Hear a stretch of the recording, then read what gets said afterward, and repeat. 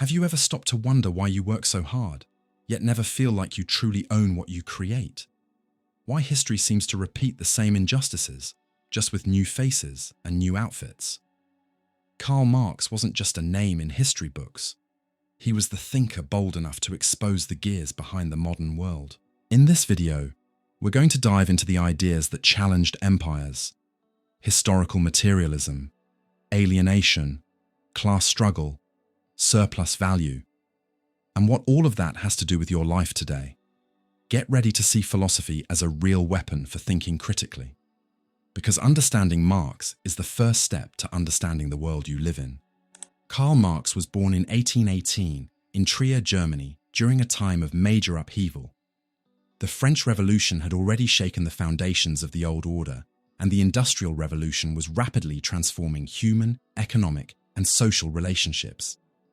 Capitalism was expanding, but it also left behind deep inequality and exploitation. It was in this world of transition and contradictions that Marx began shaping his philosophy, influenced by many thinkers, but also breaking away from them in decisive ways.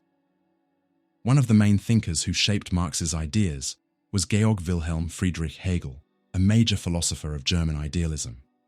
Hegel's influence was especially strong in how Marx understood the movement of history. Hegel believed that reality develops through a dialectical process of contradiction and resolution, thesis, antithesis, synthesis. For Hegel, reality was the unfolding of the spirit, Geist, revealing itself in history through reason and freedom. Marx took this dialectical structure but made a fundamental shift. For him, it was not the spirit or abstract reason that drives history, but the material conditions of human life. Here begins Marx's break with Hegelian idealism. He said Hegel's philosophy was upside down. By giving consciousness the power to drive history, idealism ignores the concrete foundation of human life: work, production, and survival. This break didn't happen overnight. Marx started within the Hegelian tradition, becoming part of a group known as the Young Hegelians, including thinkers like Bruno Bauer and Ludwig Feuerbach. Feuerbach, in particular, played a key transitional role. In his book, The Essence of Christianity, Feuerbach criticized idealist theology and proposed an anthropological materialism. Religion is not the revelation of a divine truth, but a projection of human needs and desires. Human beings create God in their own image, not the other way around. This inversion inspired Marx to apply the same approach to society. If Feuerbach showed that religion is a human construction, Marx took it further by arguing that all forms of consciousness, religion, law, politics, come from the material relationships people create with one another. As he famously wrote in Theses on Feuerbach, "It is not the consciousness of men that determines their existence, but their social existence that determines their consciousness." So, while Hegel looked at the world through ideas and the history of the spirit, and Feuerbach through an abstract notion of human essence, Marx shifted the focus to concrete human practice, especially labor and the economy. Philosophy, he believed, should stop just interpreting the world. The point is to change it. Along this path, Marx didn't limit himself to philosophy. He dived deep into political economy, studying authors like Adam Smith and David Ricardo, whose theories he would later use and strongly criticize.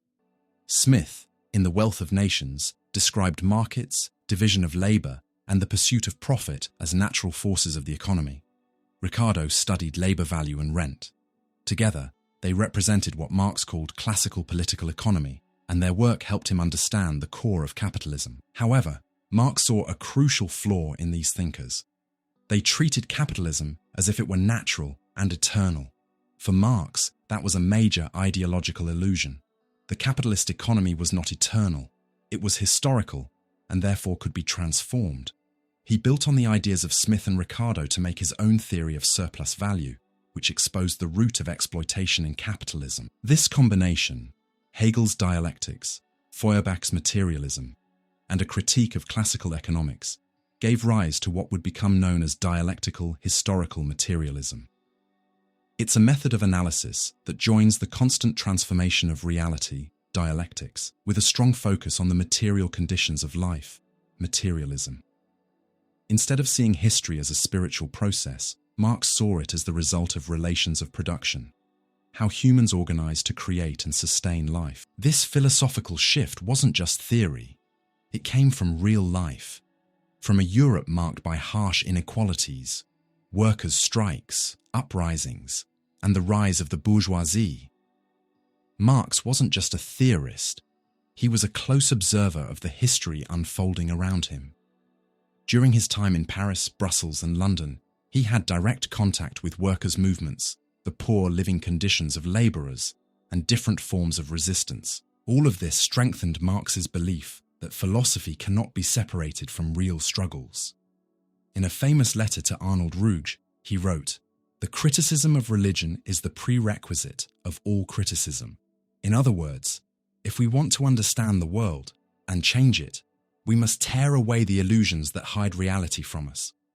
And that reality, according to Marx, lies in the economic structure of society. This critical and engaged attitude also set him apart from many of his contemporaries. While other philosophers were satisfied with criticizing religion or culture, Marx wanted to strike at the root of social problems, the way goods are produced, distributed, and owned.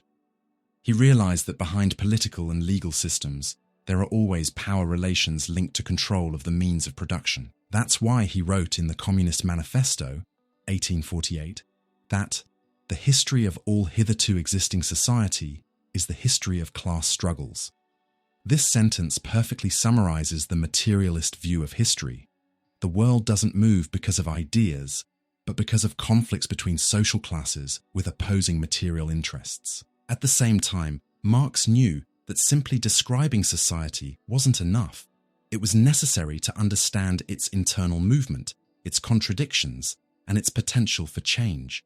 For this reason, he recovered Hegel's dialectics, but grounded it in reality.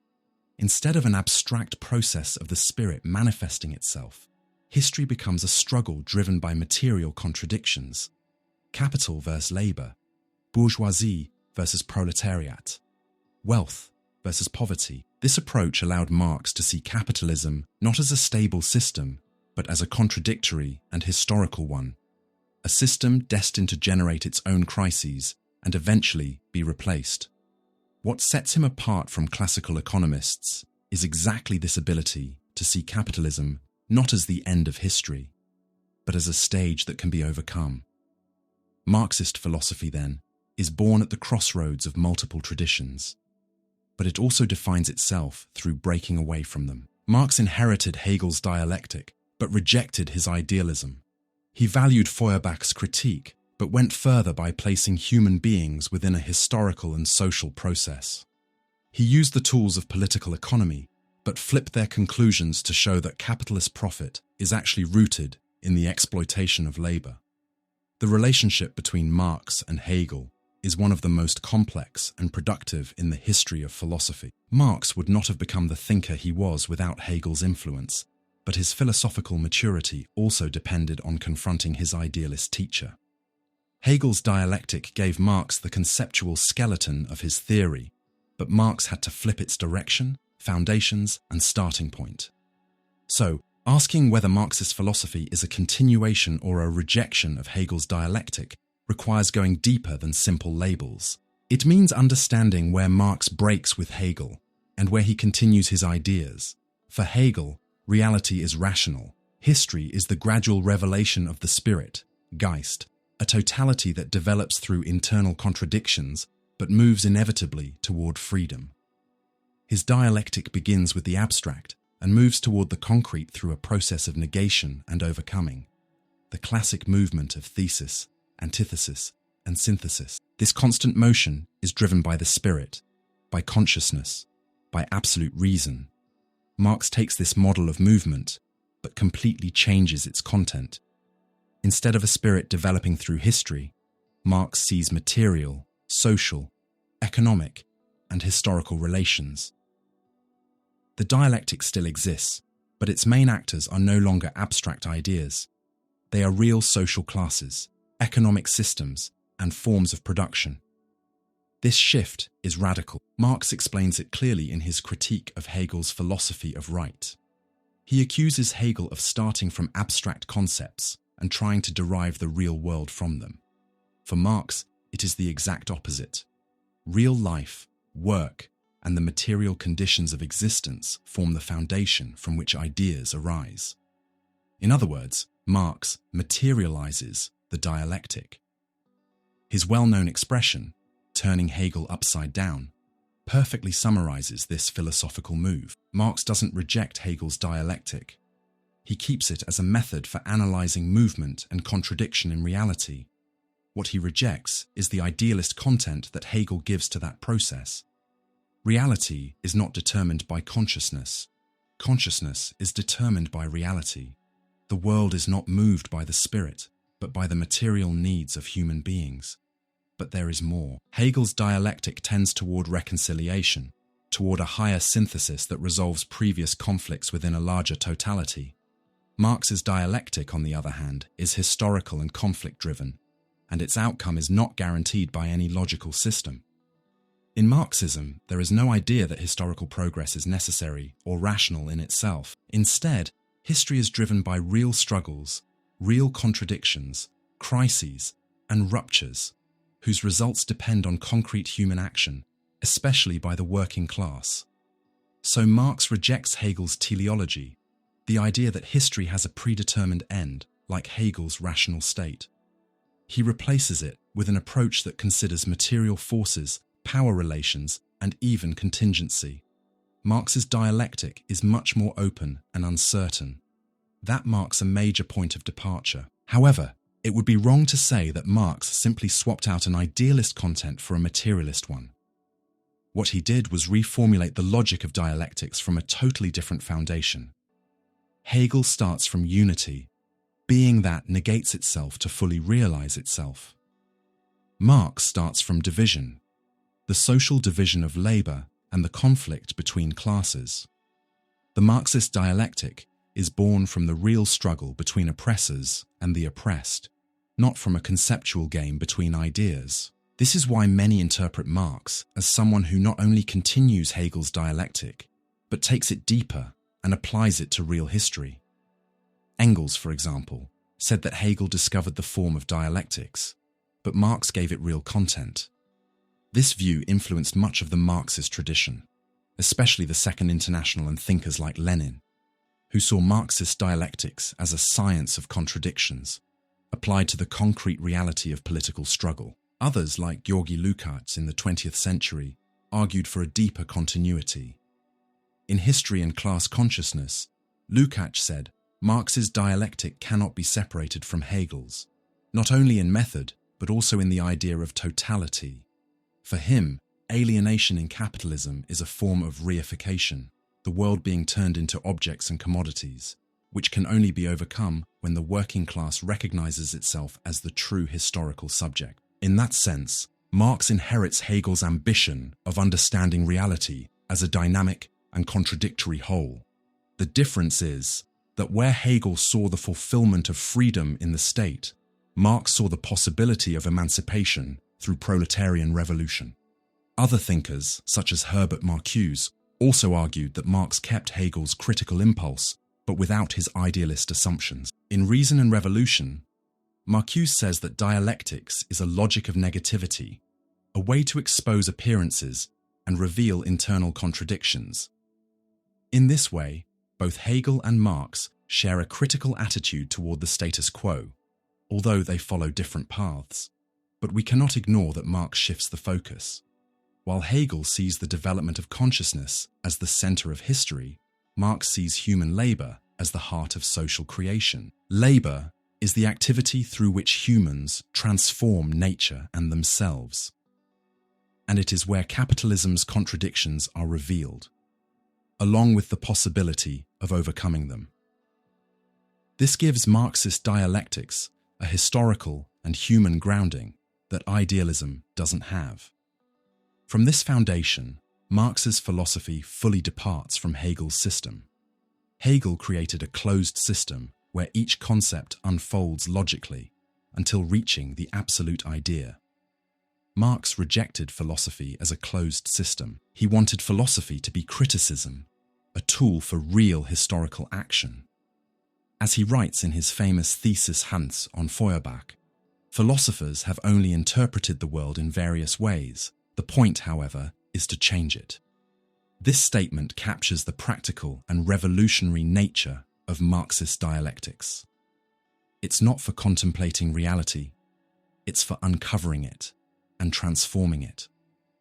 Marx's dialectic is active, historical, and political, meant to work toward real human emancipation. So, the answer to the question isn't simple. Marxist philosophy is both a continuation of Hegel's dialectic, because it keeps its dynamic method and its critique of static metaphysics, and a radical break, because it changes the foundation, the historical content, and the practical purpose of dialectics. Marx doesn't abandon Hegel. He rescues Hegel from abstraction, bringing dialectics down to the ground of real history. With that move, Marx creates a new way to understand reality, a philosophy committed not only to interpreting the world, but to transforming it. When looking at the course of history, many philosophers try to understand what drives social change, political shifts, cultural transformations, and the evolution of human institutions. Marx, unlike the idealist tradition that traced these changes back to ideas or moral values, proposed a radical reinterpretation. It's not ideas that shape the world, but the material conditions of life. This concept became known as historical materialism. At the core of historical materialism is a powerful statement. It is not the consciousness of men that determines their existence, but their social existence that determines their consciousness. This sentence, from his Critique of Political Economy, 1859, captures the essence of Marx's view of history. Material reality, the way people produce their existence, comes before and shapes their ideas, values, laws, and institutions. For Marx, everything in society rests on an economic base, the way human beings organize themselves to produce, distribute, and consume material goods. This economic base consists of two key elements: the productive forces, human labor, tools, technology, technical knowledge, and the relations of production, how people are positioned in the productive process, bosses and workers, lords and serfs, etc. These relations of production are not neutral. They involve conflicts of interest, domination, and exploitation, and they solidify into long-lasting social structures. Marx calls this economic base the infrastructure. On top of it rises the superstructure, the legal, political, religious, philosophical, and cultural forms that express and justify those relations of production. This is one of the most important contributions of historical materialism. It shows that the world of ideas, laws, religions, morals, and culture is not independent or self-sustaining, as many philosophies assumed. Instead, it is shaped by the needs and conflicts that emerge from the material base of society. For example, the ideas of freedom and private property that grew with modern liberalism didn't appear out of thin air. They emerged alongside the rise of the bourgeoisie as a dominant class, which needed to legally justify and secure a new economic system based on private ownership of the means of production. The liberal superstructure isn't a universal ideal. It is an ideological expression of very specific material interests. This is a crucial point. For Marx, ideology, the dominant ideas of an era, is always the ideology of the ruling class. It hides real conflicts and presents as natural or universal ideas that actually serve to protect existing power structures. By claiming that the base shapes the superstructure, historical materialism breaks from any view of history based only on the evolution of human thought or supposed universal truths. This framework allows for a much more concrete analysis of society. Instead of seeing history as driven by great ideas, charismatic leaders, or divine will, Marx suggests we look at the material conditions that make historical changes possible or necessary. A political revolution, for example, doesn't happen because people suddenly change their minds about the government.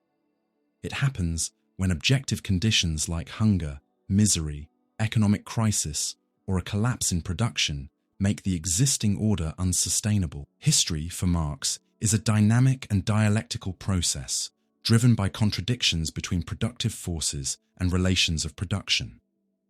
When productive forces develop to the point where they come into conflict with old economic and social forms, a crisis emerges, and with it, the possibility of transformation. This happened, for example, when the growth of trade and manufacturing clashed with the feudal structure, leading to the rise of capitalism. This process isn't automatic, but follows a logic of struggle and resolution typical of the dialectic. Social forms carry internal contradictions that eventually weaken them. Historical materialism is therefore not just an explanation of history. It is a way to understand social change based on real material conditions. Another important aspect is Marx's rejection of the idea that individual people are the main drivers of history. Marx recognizes the importance of human action, but insists that people make their own history, just not in circumstances they choose freely. They act within conditions they inherit from the past, which limit their options and shape their choices. This doesn't mean individuals are powerless. They can act and resist, especially when they become aware of the contradictions that oppress them. But that awareness, class consciousness, does not appear automatically. It develops through real experiences, struggles, and forms of collective organization. And it is here that Marxist philosophy connects directly to political practice. By analyzing history through historical materialism, Marx identifies a series of economic systems that follow one another over time: the Asiatic mode of production, slavery, feudalism, capitalism, and, in his view, socialism in the future. Each mode of production has its own way of organizing the relationship between people and the means of production, and each one contains contradictions that eventually undermine it. Capitalism, for example, develops productive forces like never before: technology, science, productivity, but it does so through labor exploitation and wealth concentration. This creates a contradiction between the capacity to produce abundance and the reality of poverty and inequality. For Marx, that tension cannot last forever. It produces recurring crises and will eventually open the door to a new social system. This analysis is not historical fatalism. Historical materialism does not guarantee that socialism will emerge. It simply reveals the material conditions that make such a transformation possible. Achieving it depends on human action, especially on the power and organization of the working class. The importance of historical materialism lies in its ability to reveal the illusions of ideology and provide a critical tool for understanding the present. When we understand that the economic system is not neutral, but a space of struggle and domination, we can see that political and cultural forms in today's society are not eternal or natural. They are historical. And because they were created, they can also be changed. The idea that economic and material factors are the main drivers of history is one of the core principles of Karl Marx's thought. His historical materialism starts from the idea that the way human beings produce and reproduce the conditions of their own existence ultimately shapes the social, political, legal, and cultural structures of every era. But how far can this explanation go in accounting for the complexity of human history? For Marx, it's not about denying the existence of ideas, values, or individual decisions. He knows they are part of history. However, he argues that all of these things are shaped by concrete material conditions, and that those conditions are what really explain why societies evolve the way they do. In other words, even great philosophical and religious movements emerge within specific historical contexts as expressions of needs, tensions, and conflicts that exist in the economic base of society. This perspective has massive analytical power. By flipping the traditional relationship between idea and matter, the basis of German idealism, Marx provides a powerful tool for understanding the big historical processes. He invites us to look behind ideological appearances and focus on the economic structures that sustain society. For example, we can't understand the Renaissance without considering the rise of a new merchant class. And we can't explain the Protestant Reformation without recognizing the economic and political tensions that came with the decline of feudalism. Historical materialism also helps us see history not as a random sequence of events, but as a process shaped by successive modes of production, each with its own internal contradictions. The shift from feudalism to capitalism, for example, can be explained by the fact that feudal structures could no longer support the growing productive forces, such as trade, manufacturing, and cities. When relations of production become an obstacle to the development of productive forces, a crisis breaks out, and a new social structure can emerge. This logic provides an objective reading of history that avoids overly idealistic or individual-focused explanations. By centering material relations, Marxism reveals the role of social class, exploitation, and labor as the structural pillars of historical change. In this way, historical materialism has proven very effective in analyzing modern societies, especially when criticizing capitalism. However, the question remains, can the whole of human history really be reduced to economic and material factors? That criticism has been raised by many thinkers, including some within the Marxist tradition. History is always more complex than any theory that tries to explain everything through a single cause. First, it's worth noting that Marx himself, especially in his early works, did not ignore the symbolic, cultural, or subjective sides of human life. In texts like the economic and philosophical manuscripts of 1844, he talks about alienation not only as an economic problem, but as a rupture in the human being's relationship with themselves, their creativity, and their essence. This shows that Marx's work is not monolithic. There's room for multiple interpretations. Second, the criticism of economic reductionism comes from several different angles. Max Weber, for example, argued that religious ideas can also have a causal role in history. In The Protestant Ethic and the Spirit of Capitalism, Weber claimed that certain Protestant values, like hard work, discipline, and saving, directly contributed to the rise of the capitalist mindset. Here, ideas are not just reflections of the economic base, they actively shape behavior and institution. Another important challenge comes from the history of mentalities, developed by historians of the Analyse school like Fernand Braudel. For these thinkers, history cannot be understood only through economic or political events. It also includes beliefs, habits, and daily rhythms that form slowly over time. Braudel talked about different layers of historical time: the short time of events, the medium term of economic cycles, and the long term of collective mental structures. This approach shows that culture and shared subjectivity also play fundamental roles in history. There are also historical phenomena that don't seem to follow economic logic directly. How can we explain deeply irrational religious movements, like messianic revolutions that mobilized entire populations through apocalyptic beliefs? Or moments of artistic and philosophical brilliance that happened in times of deep material hardship? Classical Greece, for example, produced Socrates, Plato, and Aristotle during periods of social instability. This suggests that the life of the mind has a certain degree of independence, even if it is still influenced by material conditions. This kind of critique also developed within Western Marxism in the 20th century. Antonio Gramsci, for instance, introduced the idea of cultural hegemony to explain how class domination depends not only on economic power, but also on consensus building and symbolic influence.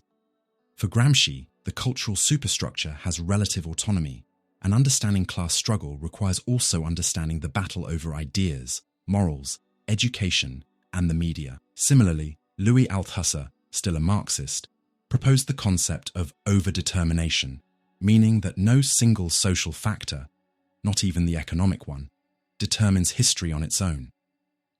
Instead, historical outcomes result from multiple causes acting together. This was an attempt to keep historical materialism relevant while avoiding simple economic determinism. Another point is the question of individual freedom and agency. Although Marx says that people make history within constraints they didn't choose, this doesn't mean their choices don't matter. Major leaders, unexpected revolutions, brilliant inventions, all show that history is also shaped by human creativity, initiative, imagination, and sometimes pure chance. Focusing only on material structures risks erasing human agency. Finally, the history of the 20th and 21st centuries presents new challenges to Marx's classic thesis. In a world where digital technology, information control, and ideological manipulation are increasingly powerful, it becomes harder to reduce historical processes to categories like base and superstructure alone. Platform capitalism, financialization, and the central role of symbolic consumption demand new theoretical tools, even though they can still be analyzed through a Marxist lens. Still, the key contribution of historical materialism remains. It reminds us that no idea exists in a vacuum, and that every social structure is tied to a concrete system for producing and sustaining life. We might not be able to explain everything only through material factors, but we can't understand anything without them. The economy isn't everything, but everything goes through it. So maybe the question shouldn't be whether history can be explained exclusively by material factors, but rather how far economic conditions shape the possibilities, limits, and outlines of all other aspects of human life. The Marxist perspective is still provocative because it forces us to look where we often don't want to, at the invisible structures behind inequality, at the labor behind consumption, at the suffering hidden by the dominant culture. The strength of historical materialism lies in not letting us forget that freedom, culture, and even spirituality depend on a body that is fed, sheltered, clothed, and part of a productive community. All history is made by human beings, and human beings, before anything else, need to live. That is Marx's starting point, and maybe the starting point of any philosophy that truly aims to transform the world. One of Karl Marx's most famous and provocative statements opens the first lines of the Communist Manifesto, 1848. The history of all societies up to this point is the history of class struggle. This is not a political slogan. It is the summary of an entire worldview. It expresses the core of Marx's analysis of history. Human society does not evolve through harmony, consensus, or abstract ideas of progress, but through real, material conflicts between opposing social classes. For Marx, society is essentially a battlefield between groups with conflicting interests, whose roles are determined by their position in the relations of production, their relationship to the means of production, tools, machines, land, factories, capital, everything needed to produce goods and sustain society. Those who control the means of production hold power. Those who must sell their labor to survive are subject to that power. This fundamental division for Marx is the engine of history. Unlike idealist views that imagine society as a unified body guided by reason, morality, or divine will, Marx sees society as divided, shaped by internal conflicts and by struggles for power, control, and freedom. These battles are not always visible, violent, or direct, but they are always present, built into the structure of society. Marx's theory of class struggle is not just a radical idea, it is based on a critical reading of actual history. He looks at past societies and sees clear divisions. In ancient times, masters versus slaves. In the Middle Ages, feudal lords versus serfs. In modern capitalism, bourgeoisie versus proletariat. Each historical period has a dominant mode of production that defines class relations and forms of domination. And in each case, the ruling class not only controls the economy, it also shapes the ideas, values, laws, and institutions that keep its power intact. In capitalism, this conflict becomes especially sharp. On one side is the bourgeoisie, the class that owns the means of production, factories, land, companies, banks, capital. On the other side is the proletariat, workers who own nothing but their labor power, which they must sell to survive. This is not a fair trade between equals, Marx argues. It is a structural relationship of exploitation. What makes class struggle under capitalism more complicated is that the exploitation is hidden. Unlike slavery or feudalism, where domination was obvious, capitalism disguises exploitation as a free labor contract. But for Marx, that contract is only a legal appearance that hides a very real truth. The worker produces more value than they receive in wages, and that extra value, called surplus value, becomes the capitalist's profit. So class struggle is not a moral fight between good poor people. and bad rich people. It is a structural contradiction between those who produce and those who appropriate what is produced. This leads to constant tension, strikes, protests, revolutions, but also ideological, cultural, and legal tools used to keep the system stable. Marx sees history as a dialectical process in which these contradictions intensify until they break. The ruling class unintentionally creates the conditions for its own downfall.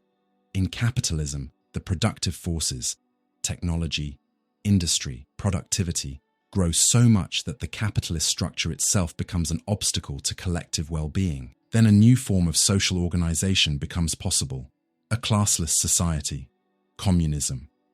But this transition does not happen automatically.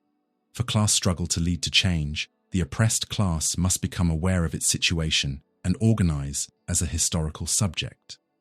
This is what Marx calls class consciousness, when workers stop seeing themselves as isolated individuals and recognize that they are part of a group with common interests and a common enemy. This shift from a class in itself, defined only by its position in society, to a class for itself, actively organized and aware of its historical mission, is one of the most crucial ideas in Marxism.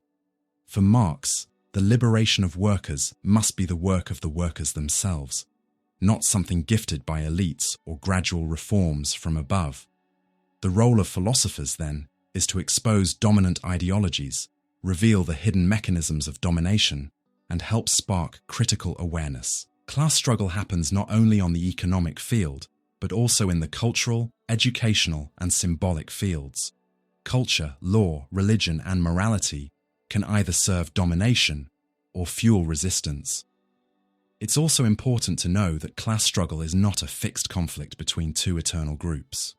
Marx understands that classes form, transform, divide, and reorganize throughout history. In times of crisis, new alliances and contradictions can arise. The roles of each class can shift. So analyzing class struggle requires constantly studying real social dynamics. Marx also recognizes that the ruling class never maintains power through force alone. It uses ideological hegemony, controlling narratives, values, and meanings to make domination appear natural and legitimate. For the working class to progress, it must also challenge this cultural power, build its own worldview, and reshape common beliefs. This cultural dimension of class struggle would be expanded later by thinkers like Antonio Gramsci, who introduced the idea of a war of position, a struggle fought inside civil society, in education, culture, and the media. Class struggle, therefore, is not only physical confrontation, it is also a fight over meaning, over the future, over the purpose of collective life. Marx believed that by understanding the class structure of society, we could also see the possible paths for transformation. Ending class struggle does not mean eliminating conflict. It means building a society where class antagonisms no longer exist, a society without exploitation or domination, based on cooperation, collective ownership of the means of production, and worker self-management.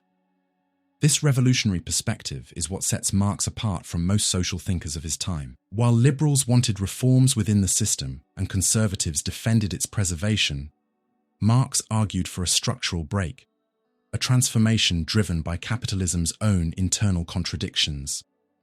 Class struggle is not only a way to interpret history, it is a call to action. So, the theory of class struggle should not be seen as deterministic or mechanical. On the contrary, it reveals the possibility of human emancipation, showing that society is not a fixed destiny, but a historical construction that can, and should, be transformed. Classes exist, but they can disappear. The struggle is real, but it also opens the door to freedom.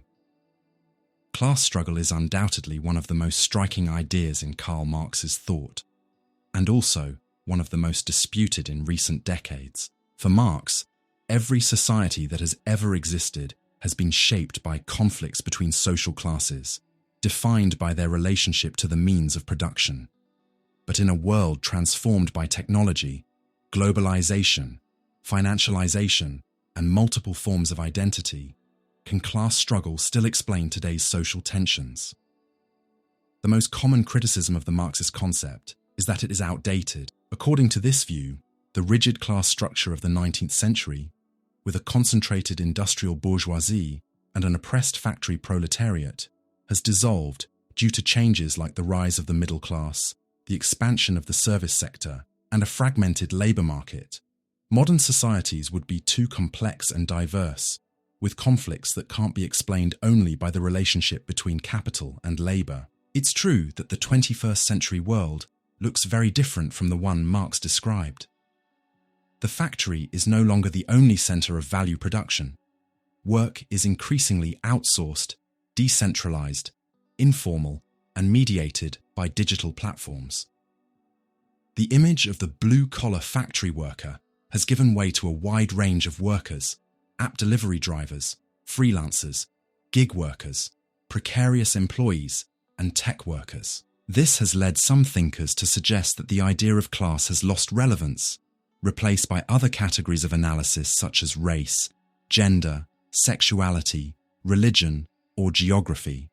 However, this apparent disappearance of class struggle may be more illusion than reality. The fact that social structures have become more complex does not mean that classes no longer exist. Perhaps they have only changed shape and become harder to see. If we understand class struggle not as a rigid opposition between two fixed groups, but as a continuous conflict between those who control the means of production and those who must sell their labour to survive, then Marx's theory is still a powerful tool for understanding the present. Marx never claimed that social classes were permanent or always visible. On the contrary, he wrote that classes form and dissolve depending on the development of productive forces and historical dynamics. In stable times, class antagonisms may seem muted, covered by ideology, consumerism, or promises of upward mobility. But in times of crisis, like the ones we face today, class boundaries reappear clearly. The 2008 financial crisis showed sharply the divide between those who control financial capital and the majority who suffered unemployment, foreclosures, and cuts to social programs. The COVID-19 pandemic made that divide even deeper. While billionaires increased their wealth, millions of people faced collapsing public healthcare systems, hunger, and unstable work conditions.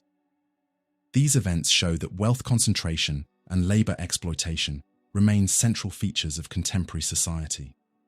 The explosive growth of platforms like Uber, DoorDash, Amazon, and others shows a new form of exploitation based on informality and corporate irresponsibility. Workers without rights or guaranteed contracts, controlled by impersonal algorithms, face long hours and constant insecurity. This shows that capitalism's logic of extracting surplus value, a core Marxist concept, has not disappeared. It has simply adapted to new technologies.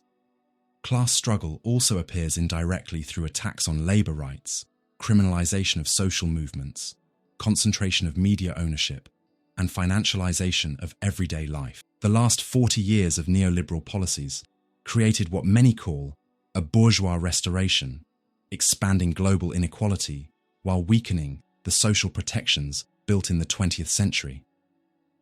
The rhetoric of meritocracy and individual freedom often works as a smokescreen to hide the structural mechanisms that sustain inequality. In this context, class struggle remains a powerful analytical lens, not because it explains everything by itself, but because it reveals the structural base beneath all other conflicts. This does not mean ignoring feminist, anti-racist, indigenous, environmental, or LGBTQIA+ struggles. On the contrary, many of these struggles are deeply connected to class issues and show how capitalism benefits from multiple forms of oppression. Marxist feminism, for example, shows how women's domestic and reproductive labour is invisibly exploited to sustain capitalism. Structural racism, as thinkers like Angela Davis and Frantz Fanon showed, has a clear economic function. It enables differential exploitation while presenting inequalities as natural. These identity-based struggles are not separate from class struggle. They expose its intersectional nature.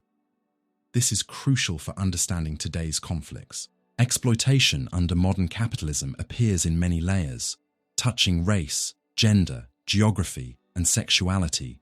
But at its core, all these oppressions connect to capital accumulation, commodification of life, and control of the means of production. Class is not obsolete, it is structural. At the same time, class consciousness is fragmented. Neoliberal ideology promotes individualism, entrepreneurship, and competition as dominant values, making it harder for workers to see themselves as a collective with shared interests. That makes class struggle less visible, but not less real. Across the world, including in Brazil and the United States, we see waves of popular unrest, protests against inflation, labor precarity, environmental destruction, and state repression. Even when they aren't labeled as class struggle, they express the same core conflict: capital versus life. The task today may not be to abandon the idea of class struggle, but to rebuild it, expand it, and connect it with other forms of resistance and new identities. Class struggle in the 21st century won't happen only inside factories, but also online, in urban outskirts, in rural areas, in forests, and in homes. The revolutionary subject is no longer just the industrial worker, but a diverse and collective subject confronting capitalism on multiple fronts. So, class struggle should not be treated as a rigid formula, but as an analytical and political tool. It helps us understand that inequalities are not accidents or moral failures. They are structural. That society is not divided only by cultural preferences, but by opposing material interests. That the freedom of a few still depends on the oppression of many. Reaffirming the reality of class struggle means refusing to accept inequality as natural. It means reclaiming the possibility of transforming society through collective action, political organization, and solidarity among the oppressed. It means keeping Marx's essential question alive: who produces the wealth and who controls it? If philosophy has any value, it is to help us see what is hidden. And class struggle, even when denied, dismissed, or made invisible, continues to pulse below the surface of our contemporary world, like an open wound, and like a possibility for emancipation. Within Karl Marx's conceptual framework, few ideas are as important as base, or infrastructure, and superstructure. These two terms should not be understood as separate compartments, but as interconnected layers of social reality. The economic base, the way society organizes production, plays a determining role in shaping laws, politics, culture, and ideology. For Marx, this is not just a metaphor, it's a way to understand how history moves. The economic base consists of everything related to the dominant mode of production in a given time period. It has two main components: productive forces, tools, machines, technologies, labor power, technical knowledge, applied science. Relations of production, social arrangements that define who owns and controls the means of production. For example, private property, who hires and who sells labor, and how the results of production are distributed. This material foundation of society is not static. It develops, runs into contradictions, collapses, and transforms. And when the base changes, everything built on top of it, laws, political systems, religion, morality, art, culture, changes too. Marx calls all of that the superstructure. In the preface to a contribution to the Critique of Political Economy, 1859, Marx summarizes this relationship clearly. The economic structure of society is the real foundation on which rises a legal and political superstructure, and to which correspond specific forms of social consciousness. The mode of production of material life shapes the general process of social, political, and spiritual life. This is a key statement. It shows that, for Marx, consciousness is not independent, as German idealists believed, but shaped by concrete material conditions. The dominant ideas of each era are not expressions of some universal spirit. They express the interests of the ruling class, which controls the economic base and, therefore, shapes the legal, cultural, and political systems needed to maintain its power. This does not mean the superstructure is just a passive reflection of the base. It is ultimately determined by the base, but it can act back on it, helping to maintain or challenge the existing system. There is causality and interdependence. The superstructure plays an active role, but never independently from the economic base. Take capitalism, for example.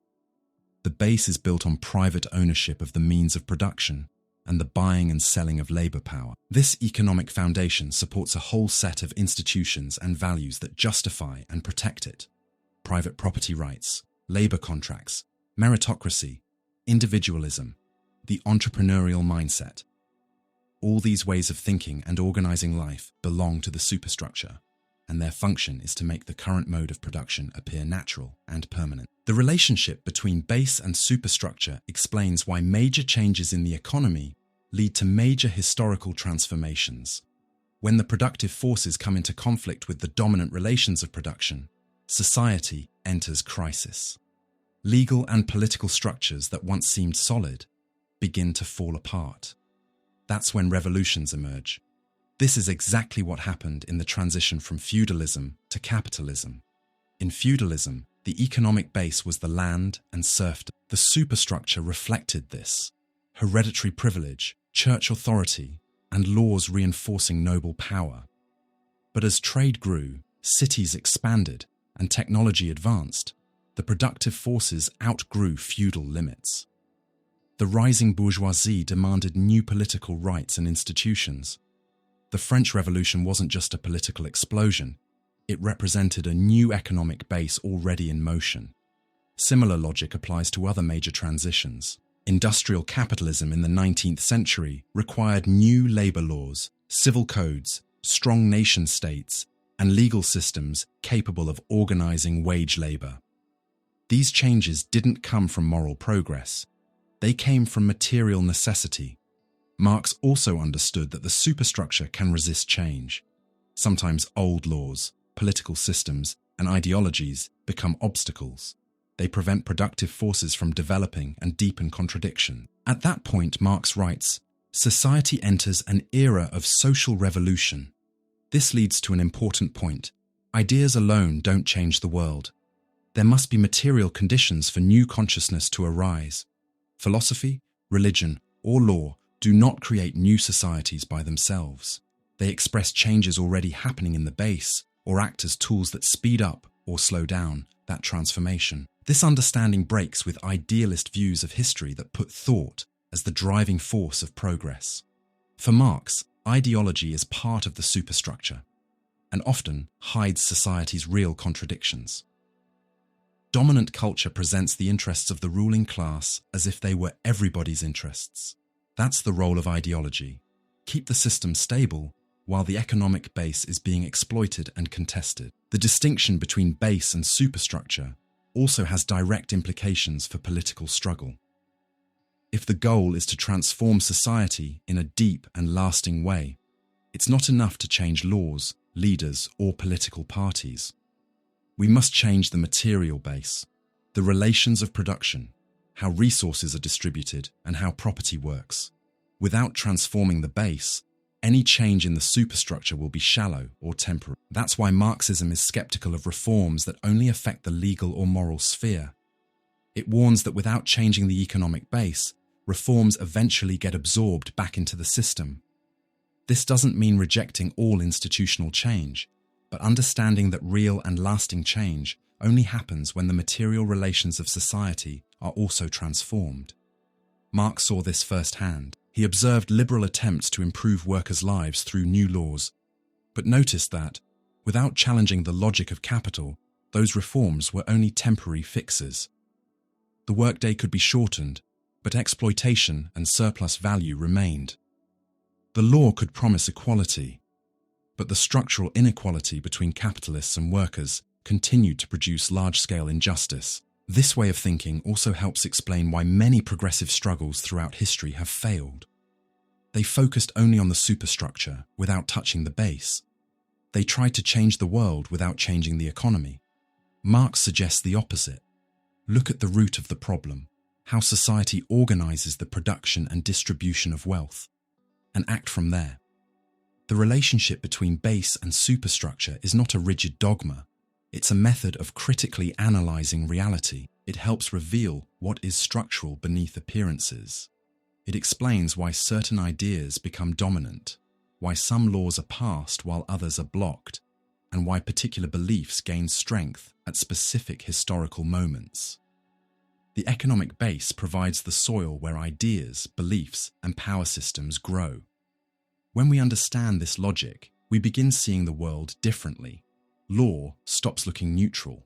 Morality stops looking universal. Religion, media, education, everything becomes visible as part of a system that ultimately helps maintain or challenge the economic order.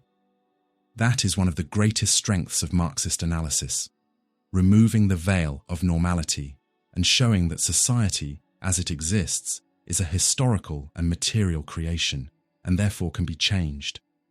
But to transform it, we must understand the roots of domination. And those roots are not found only in ideas. They exist mainly in the way we live, produce, consume, and relate to each other economically. Classical Marxist theory states that the economic base, the mode of production, with its productive forces and relations, ultimately shapes the social superstructure, political institutions, legal systems, ideology, art, culture, religion. This is a powerful view, but it raises a major question. Is there room for autonomy in culture, art, and ideology in relation to the economic base? For many readers of Marx, the answer seems straightforward.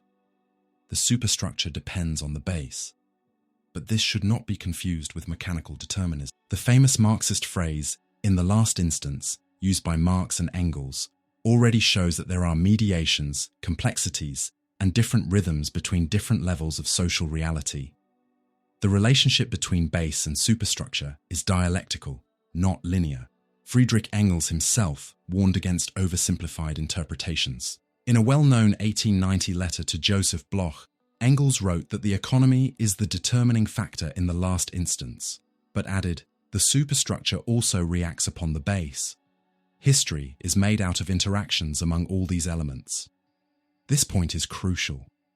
Although the base conditions the superstructure also influences the base, sometimes speeding up or slowing down structural transformation. When we talk about culture and art, the question of autonomy becomes even more delicate. On the one hand, it's clear that art and culture don't float above society. No artwork exists completely outside of its historical, political, and economic context. The styles, themes, and even the means of producing art are shaped by material conditions. But that doesn't mean art is simply a mechanical reflection of the economy or the ruling class. Art often subverts, criticizes, or anticipates historical change. Sometimes it rebels against established values and suggests new ways of feeling and seeing the world. Artists often express the suffering, hope, and resistance of oppressed groups. So even though it is rooted in material conditions, art can have creative and critical autonomy.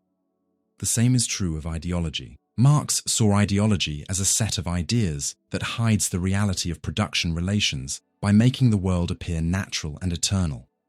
For him, the dominant ideology is the ideology of the ruling class, because it owns the main tools for spreading ideas: schools, churches, media, laws, language. But not all ideology is domination. Marxist critique itself is a counter-ideology, a worldview that challenges ruling class interests and offers a new way to understand reality. So ideology can be a tool of oppression or emancipation, depending on who creates it, how it spreads, and the historical context. From here, we get a more nuanced answer. Culture, art, and ideology are not totally controlled by the economic base, although they are strongly shaped by it. There is a space of relative autonomy, which can expand or shrink depending on social struggle. This idea was expanded by Italian Marxist Antonio Gramsci through his concept of hegemony. For Gramsci, ruling class power depends not only on economics or politics, but also on cultural consent. The ruling class must convince others that its leadership is legitimate. This happens through ideological hegemony in education, religion, media, language, and art. But hegemony is never total. it is always contested. So Gramsci saw the superstructure as a strategic battlefield. The struggle over ideas, values, and meaning is a war of position that prepares the ground for deeper changes in the base. Here, the superstructure is not just a mirror, it is a political, cultural arena. In art, this relative autonomy shows up in many ways. Art can reflect reality, but it can also challenge it. Marxist-influenced thinkers like Bertolt Brecht, Walter Benjamin, and Theodor Adorno explored the tension between art and ideology. For Benjamin, the technical reproduction of art under capitalism creates new possibilities for critique, even as it threatens art's authenticity. Adorno, criticizing the culture industry, showed how art can be turned into commodity and lose its critical power. Yet both believed in art's ability to resist, as long as it refuses to conform. Knowledge production also has relative autonomy. Universities, schools, intellectuals, and social movements can generate ideas that challenge dominant discourse. Marxism itself was first developed within bourgeois institutions, but turned into a critique against them. Of course, this autonomy has real limits. In authoritarian contexts, censorship, political repression, attacks on cultural institutions, critical thinking and creativity are violently restricted. Economic power can silence voices, co-opt culture, destroy networks. Yet even then, art and thought survive underground, in hidden forms of expression and resistance. History is full of creators who, despite oppression, produced works that broke through the system. So, the superstructure is not just a reflection. It is a contradictory field where domination and resistance interact, where conformity and critique clash. The degree of autonomy in art, culture, and ideology depends on many factors: historical moment, level of repression, strength of social movements, and access to symbolic production. Therefore, asking whether culture and ideology can be autonomous from the economic base cannot be answered with a simple yes or no. The truth is, there is always a living tension between structure and creation, between control and freedom. And within that tension lies the possibility of transformation. The superstructure can protect the existing economic order, but it can also produce the forces that will overthrow it. Art that exposes injustice, philosophy that questions power, education that empowers. These are cultural interventions that don't change the economic base by themselves, but help prepare the symbolic and subjective ground for that change. In that sense, Marxism does not silence culture. It recognizes its power. It understands that human emancipation will not come only from economic reform, but also from a transformation in how we think, feel, imagine, and dream the world. The superstructure is not an accessory to reality. It is a field where humanity expresses its capacity to create, resist, and transform. And, at the center of Karl Marx's critique of capitalism is a concept filled with human pain, deep truth, and powerful philosophical analysis: alienation. It's not just a random word. Marx takes it from earlier philosophy, especially from Hegel and Feuerbach, but gives it a new meaning, grounded in the real-life experience of workers under capitalism. For Marx, alienation isn't just a psychological feeling of disconnection. It's an objective social condition. Workers become separated from what they do, how they do it, who they are, and from the people around them. Alienation at work, for Marx, is the most visible symptom of the human damage caused by capitalism. To understand it, we start with a basic idea. Unlike other animals, humans fulfill themselves through work. Work isn't just a biological need or a way to survive. It is the expression of human creativity. It's the activity through which people transform nature and, in doing so, also transform themselves. But under capitalism, that potential of work is twisted. The worker no longer controls what they do or why they do it. They enter a production system where their activity is reduced to one small piece, a repetitive gesture, a tiny gear, totally controlled by capital. Work, which should express human freedom, becomes forced, external, and mechanical. Marx describes alienation in four major forms. The first is alienation from the product of labor. Whatever the worker creates, a manufactured part, a product, a service, does not belong to them. They give it to the capitalist in exchange for a wage. The object they produce, instead of representing them, comes back as something strange. It is taken by someone else, sold in the market, and turned into profit. The worker is separated from the result of their own effort. This separation isn't just economic, it's existential. The product of work should be an extension of the worker, a realization of their inner self. But in capitalism, it becomes something impersonal, sold like any other thing. As Marx writes in the Economic and Philosophic manuscripts of 1844, the more the worker produces, the less he has. Their life feels empty, while their hands build wealth they will never enjoy. The second form is alienation from the process of work. In capitalism, the worker doesn't choose what to do, how to do it, or when to do it. They must obey instructions, targets, and schedules set by others. Work isn't free activity, it's imposed, ruled by contracts, timers, and supervisors. The worker doesn't see themselves in their labor because they are not the subject of it, only the instrument. Marx stresses that this means a loss of control over one's own life activity. Work becomes passive, automatic, exhausting. The worker's body becomes an extension of the machine. Time is monitored. Attention is disciplined. They repeat tasks without thinking, following external rules, performing fragmented functions. The dignity of labor disappears in this endless repetition. The third form is alienation from the worker's own self. When work stops being creative and becomes just a way to survive, the worker loses their sense of humanity. They no longer see themselves as free and valuable. They start viewing their own life as just something to sell. Their time, their strength, their energy, just to stay alive. This alienation from oneself is deeply painful. It destroys identity, self-esteem, and freedom. A person starts seeing themselves as a commodity, valued only by what they produce or how fast they produce it. Life becomes a transaction. They measure their worth only through productivity. Their very existence becomes commercialized. Finally, Marx speaks of alienation from other people. Under capitalism, workers don't see each other as partners in a shared project. Relationships become transactional, things instead of human connections. Everyone is pushed into competition, for wages, for jobs, for survival. Solidarity fades into fear, isolation, and individualism. This alienation between people destroys trust, empathy, and collective unity. The other person becomes a rival, a threat. Capital splits the working class, by role, by skill, by merit, preventing unity. And without unity, workers lose their political power to change society.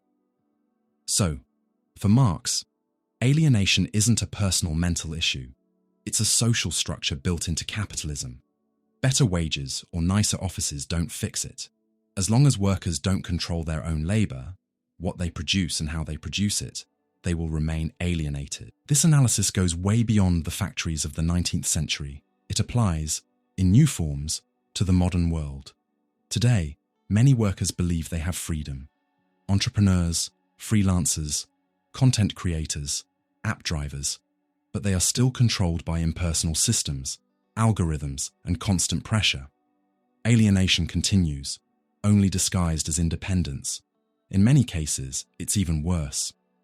In digital work, for example, workers are watched, rated, and punished in real time. The boss is now a software system. Work invades personal time, home life, and sleep. The line between work and rest disappears. Alienation becomes total. In addition, consumer culture and marketing promote a false sense of fulfillment. The alienated worker is encouraged to find meaning in what they buy, not in what they create.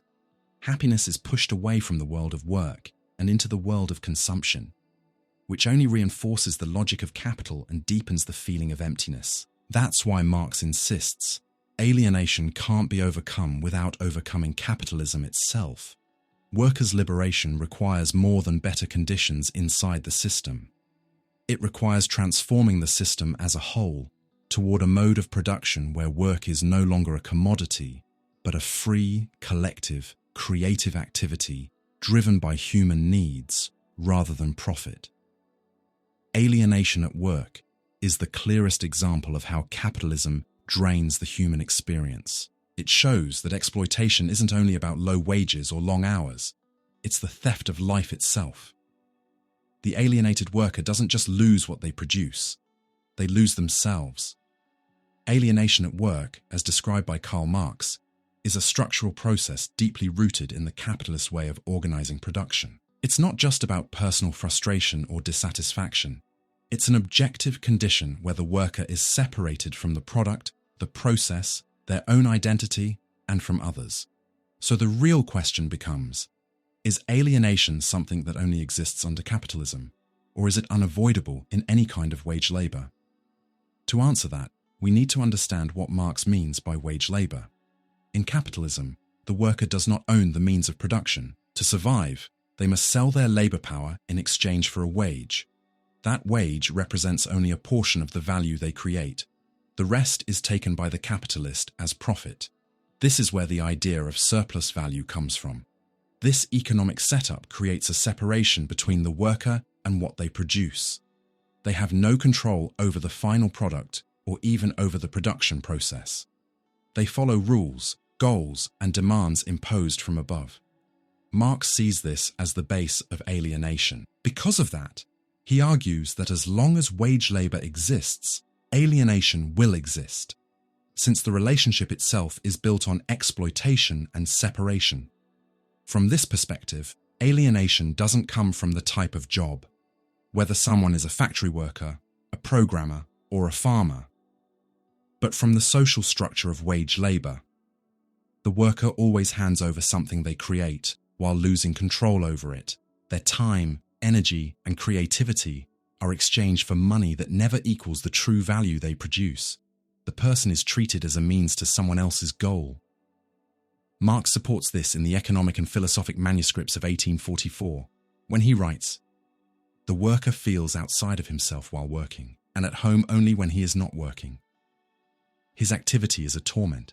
It is not the satisfaction of a need, but only a means to satisfy needs outside of work. Work stops being a source of joy or expression and becomes a necessity for survival." This applies not only to a 19th century factory worker, but also to a modern office worker chasing deadlines with no emotional connection to what they create. Even with a high salary, alienation can still exist, because the person remains trapped in a structure designed to enrich others. So the classic Marxist answer is clear. Yes, alienation is unavoidable as long as wage labor exists. No matter how modern, flexible, or friendly a job is, wage labor still relies on the separation between capital and labor, on the worker being controlled by interests they do not decide. But does this still apply to every kind of work today? And is it possible to imagine wage labor where alienation is reduced or somehow overcome? These questions have fueled debate among Marxists and social critics for many years. Many argue that not all wage labor is equally alienating. Different jobs have different levels of autonomy, creativity, and human connection. For example, a teacher with freedom in the classroom and real emotional connection with students may feel less alienated than a factory worker repeating the same movement all day. A designer involved creatively in a project may feel less alienated than an app delivery worker who can't control their time or income. These examples show that alienation can be softened, moderated, or sometimes temporarily suspended. Still, even in positive situations, the worker does not own the means of production or control the whole process. They may have more autonomy and recognition, but they remain dependent on decisions made by others at the top. This distinction is essential. Marx never said wage labor is always miserable in every moment, but structurally, it prevents true freedom. Even satisfying work can be taken away by someone else's decision. That dependency is what defines alienation. For that reason, many Marxists argue that true liberation from alienation can only happen when wage labor itself is abolished, when workers collectively own and control the means of production, deciding what, how, and why they produce. Marx's vision is a society beyond capitalism, where work is free, creative, and cooperative, no longer a commodity bought by employers. That idea has been challenged. Liberal and reformist thinkers claim wage labor can be humanized with labor rights, profit sharing, good benefits, friendly environments, and collaborative workplaces. They say alienation is the result of bad management, not the system itself. This argument has value, but it is limited. Improvements inside capitalism don't change the core relationship. Workers still create surplus value for someone else. Alienation can be hidden, softened, delayed, but not eliminated. Many corporate promises, like work happiness, we're a family, or follow your passion, often turn into new forms of control. Productivity and performance demands remain or get worse behind a smile and positive slogans. Workers are pushed to be entrepreneurs of themselves while staying replaceable and dependent. Modern trends, remote work, gig jobs, and rising informality show that autonomy can easily become insecurity. Even without a visible boss, workers must constantly sell themselves, monitor their image, and chase opportunities under constant economic pressure. Therefore, even though alienation can take different shapes and intensities, the basic structure stays the same. The worker does not decide what they produce, who benefits, or under what condition. And while this structure exists, alienation will persist, disguised or obvious, but always real. It is the separation of human beings from their work, their creativity, and from themselves. So the Marxist answer remains relevant. Yes, alienation is inevitable in wage labor because wage labor is a system of domination. To overcome it, it's not enough to change the surface. We must transform the system's foundations, its social logic, and its meaning for human life. This means rethinking not just work, but the entire human way of living, our priorities, our goals, and how we relate to each other. Karl Marx was never a simplistic or dogmatic thinker. His view of capitalism wasn't based on moral outrage or empty denial.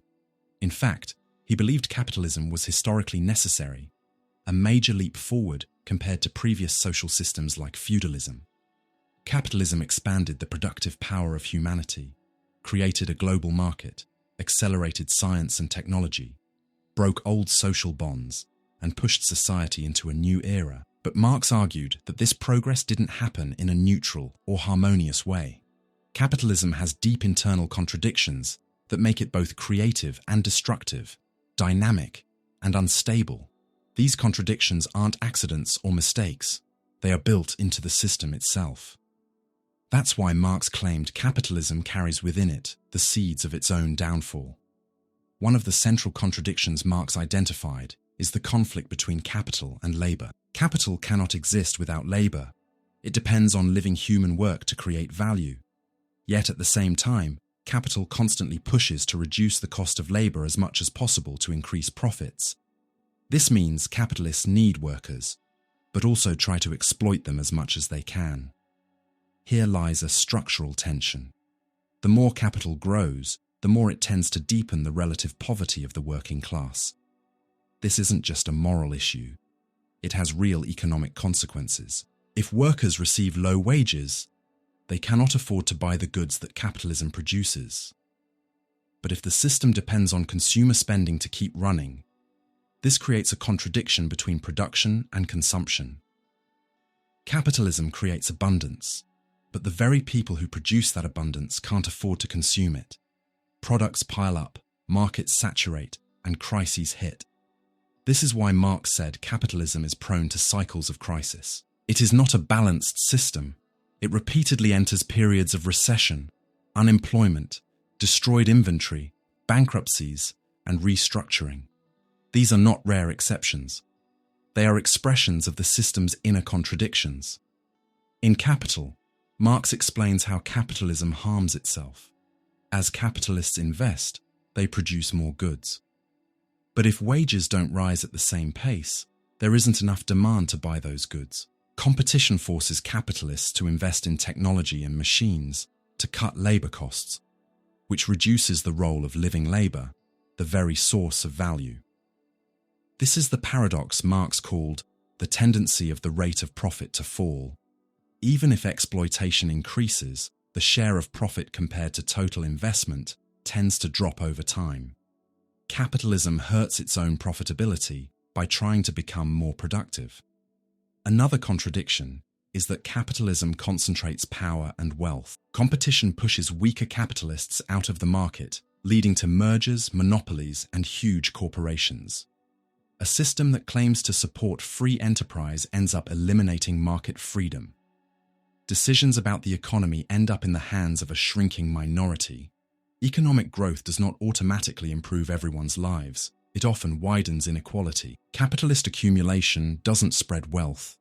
It reinforces the divide between those who live from labor and those who live from ownership.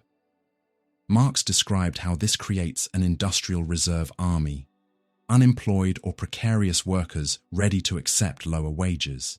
This keeps pressure on workers and keeps the capitalist in control. But the most painful contradiction, according to Marx, is this. Capitalism develops human potential like no other system, yet crushes human beings in the process. It advances science, technology, global communication, but turns people into tools, resources, commodities. Work, which should be empowering, becomes exhausting and alienating. Progress, which could free us, becomes a force of oppression. Capitalism has the ability to reduce work hours, eliminate poverty, spread knowledge, and care for life. But the drive for profit blocks those possibilities. What could be collective progress becomes inequality, environmental destruction, commercial wars, and systemic crises. That's why Marx saw capitalism as a temporary and contradictory system. It played a vital historical role. It dismantled feudalism, broke hereditary privilege, connected the world, and transformed production. But the same logic that built its strength also reveals its limits. For Marx, capitalism is a system that creates its own gravediggers. By exploiting labor and concentrating wealth, it produces a working class that becomes larger, more aware, and potentially more organized over time. It is this class, the proletariat, that could eventually overcome the system. But that transformation won't happen automatically or simply because of technical collapse. It depends on political action, organization, and historical awareness. The core idea is that while capitalism expands wage labor and intensifies exploitation, it also creates the conditions for a new kind of economy, one based on cooperation, collective ownership, and democratic planning. This isn't a utopian fantasy, but a real possibility that grows out of the system's own internal contradictions. Marx didn't treat these contradictions like predictions or prophecies. He wasn't trying to guess dates or specific events. His method was to analyze structural trends that show how capitalism's success produces the limits of its own survival. Crisis isn't an accident, it's a built-in outcome. The system grows, but digs its own hole. Karl Marx believed that capitalism, no matter how innovative or productive, contained contradictions that would eventually make it unsustainable. Exploitation of labor, concentration of wealth, recurring crises, and alienation were forces that would build up over time and lead to its end. Yet more than 150 years after Capital was published, capitalism has not only survived, it has reshaped itself, adapted, and expanded around the world in ways Marx could not fully predict. So here's the key question. Does capitalism's historical resilience disprove Marx's expectation that it would be surpassed? Many critics say yes. They argue that capitalism has shown a remarkable ability to reinvent itself, reforming its rules, absorbing criticism, adopting new technologies, and adapting to different eras and cultures. After each crisis, the Great Depression, the 2008 crash, the disruptions from COVID-19, the system didn't collapse. Instead, it found new ways to survive and even grow stronger. They also point to the failures of regimes that called themselves Marxist, like the Soviet Union or Maoist China, which often moved far away from the ideals of freedom and human emancipation found in Marx's writings. Critics use this not only to challenge his predictions, but to associate Marxism with authoritarianism and economic stagnation. From this perspective, capitalism didn't just survive, it won. But that interpretation ignores major elements of Marx's critique. Marx never laid out a fixed model of the future or guaranteed timelines. His analysis wasn't a crude form of determinism. He saw capitalism's end as a historical possibility, not an automatic destiny. Emancipation depended on working-class organization, political struggle, and critical consciousness, all of which are complex and uncertain.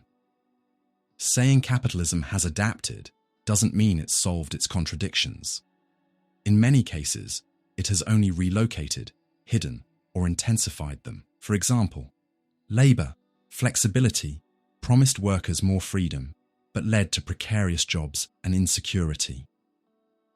Globalization created vast wealth, but deepened inequality and ecological collapse.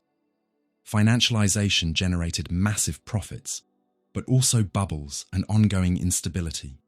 In recent decades, neoliberal capitalism has shown its true nature. It rolls back social rights and weakens the state in the name of efficiency and freedom, while concentrating economic decisions in giant corporations and financial groups with no democratic control. This doesn't resolve capitalism's contradictions. It reshapes domination. And this adaptation has a very high cost: environmental destruction, global warming, resource depletion, exploitation of vulnerable populations. Growth for profit puts life itself at risk. What looks like flexibility is often just a new way of intensifying the same problems. Another key point: capitalism only adapts because of social struggle. Labor rights, social programs, public health care, environmental regulation, none of it came from capitalism out of generosity. It came from strikes, protests, revolutions, and grassroots pressure. If capitalism improves, it is because people force it to. That actually supports Marx's logic. If a system must constantly change to survive, then it is not stable. It is contradictory. Capitalism keeps producing inequality, crises, and alienation, just with new disguises, new technologies, and more persuasive marketing. Adaptability does not make capitalism unbeatable. It just means critics must remain adaptable too. For Marx, overcoming capitalism was not destiny. It was a project, and projects depend on collective will, organization, courage, and imagination.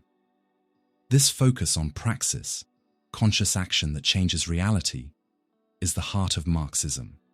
Theory is not just a diagnosis, it's a tool for intervention. So asking whether capitalism should already have collapsed misunderstands Marx. History does not follow a scheduled timeline. The lack of a worldwide revolution doesn't invalidate the critique, just like a delayed medical diagnosis doesn't mean the disease isn't real. In fact, many of Marx's predictions have already come true, just in updated forms. Wealth is more concentrated than ever.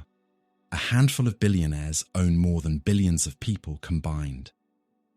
Crises remain a constant, from 1929 to 2008 to the pandemic and today's inflation. Finance dominates the economy, creating unstable bubbles and fictional wealth. Mental health crises are rising as neoliberal pressures erode well-being and community. So the real question is not, can capitalism adapt? It's, at what cost? And who pays the price? If adaptation means new forms of exploitation, environmental devastation, and suppression of resistance, then adaptation is not a virtue. It is survival through intensified contradiction. Even if capitalism endures, it doesn't exhaust the possibilities of human history. History is open, and as Walter Benjamin warned, believing in automatic progress is dangerous. The issue is not waiting for collapse, but building alternatives. Marxism is not just criticism, it is also a vision for reorganizing society around cooperation, equality, and real freedom. But that vision must be constantly updated. debated, and shaped by current realities. Marxism should never become dogma. It must remain living, critical, and focused on transformation, exactly what Marx intended. Capitalism's ability to adapt does not weaken Marx's critique, it makes it more urgent. And the idea of capitalism being surpassed is not a prediction, it is a call to collective action. As long as structural inequality, labor exploitation, and destruction of life for profit continue, the struggle to move beyond capitalism remains justified and necessary. At the core of Marx's critique of capitalism is a concept that may sound technical, but carries deep human, ethical, and political meaning: surplus value. For Karl Marx, understanding surplus value means uncovering the secret of capitalist exploitation, understanding why, even in a society where work is free, salaries are paid on time, and contracts are legally signed, there is still a structural system of domination and expropriation. Marx develops the theory of surplus value in his major work, Capital, where he analyzes the hidden mechanisms behind capitalist accumulation. His starting point is simple. In capitalism, workers sell their labor power in exchange for a wage. That deal looks fair at first, payment for work done. But it hides a fundamental imbalance. The wage paid does not equal the full value the worker creates. To explain this, Marx builds on the labor theory of value, first discussed by classical economists like Adam Smith and David Ricardo, but pushes it to a radical conclusion. According to this theory, the value of a commodity is determined by the amount of socially necessary human labor required to produce it. Shoes, cars, anything gets its value from the labor crystallized in it. So, if the worker creates value with their labor, and that value is greater than what they receive in wages, there is a surplus. This surplus value, created by the worker but taken by the capitalist, is what Marx calls surplus value, or plus value. And that is where profit comes from. The key point: the capitalist doesn't pay for the work itself, but for the ability to work, labor power, for a set time. And the value of that labor power is determined by the minimum social cost of survival: food, housing, transportation, healthcare, basic education. The wage roughly covers the cost of simply keeping the worker alive and able to return the next day. But during the working day, the worker produces more than what is needed to cover their wage. For example, if a worker earns a wage worth 4 hours of labor per day, but they work 8 hours, then the first 4 hours reproduce the value of their own wage, necessary labor. The next 4 hours create surplus, value that belongs entirely to the capitalist. This surplus is the source of profit. So surplus value isn't theft in a legal sense. The worker signs a contract freely, vath, but this freedom is only formal. The worker can't choose not to sell their labor because they don't own the means of production. They have no other way to survive. The appearance of freedom hides a deeply unequal relationship. That is the brilliance and the harshness of Marx's analysis. Capitalist exploitation doesn't require abusive bosses or illegal violations.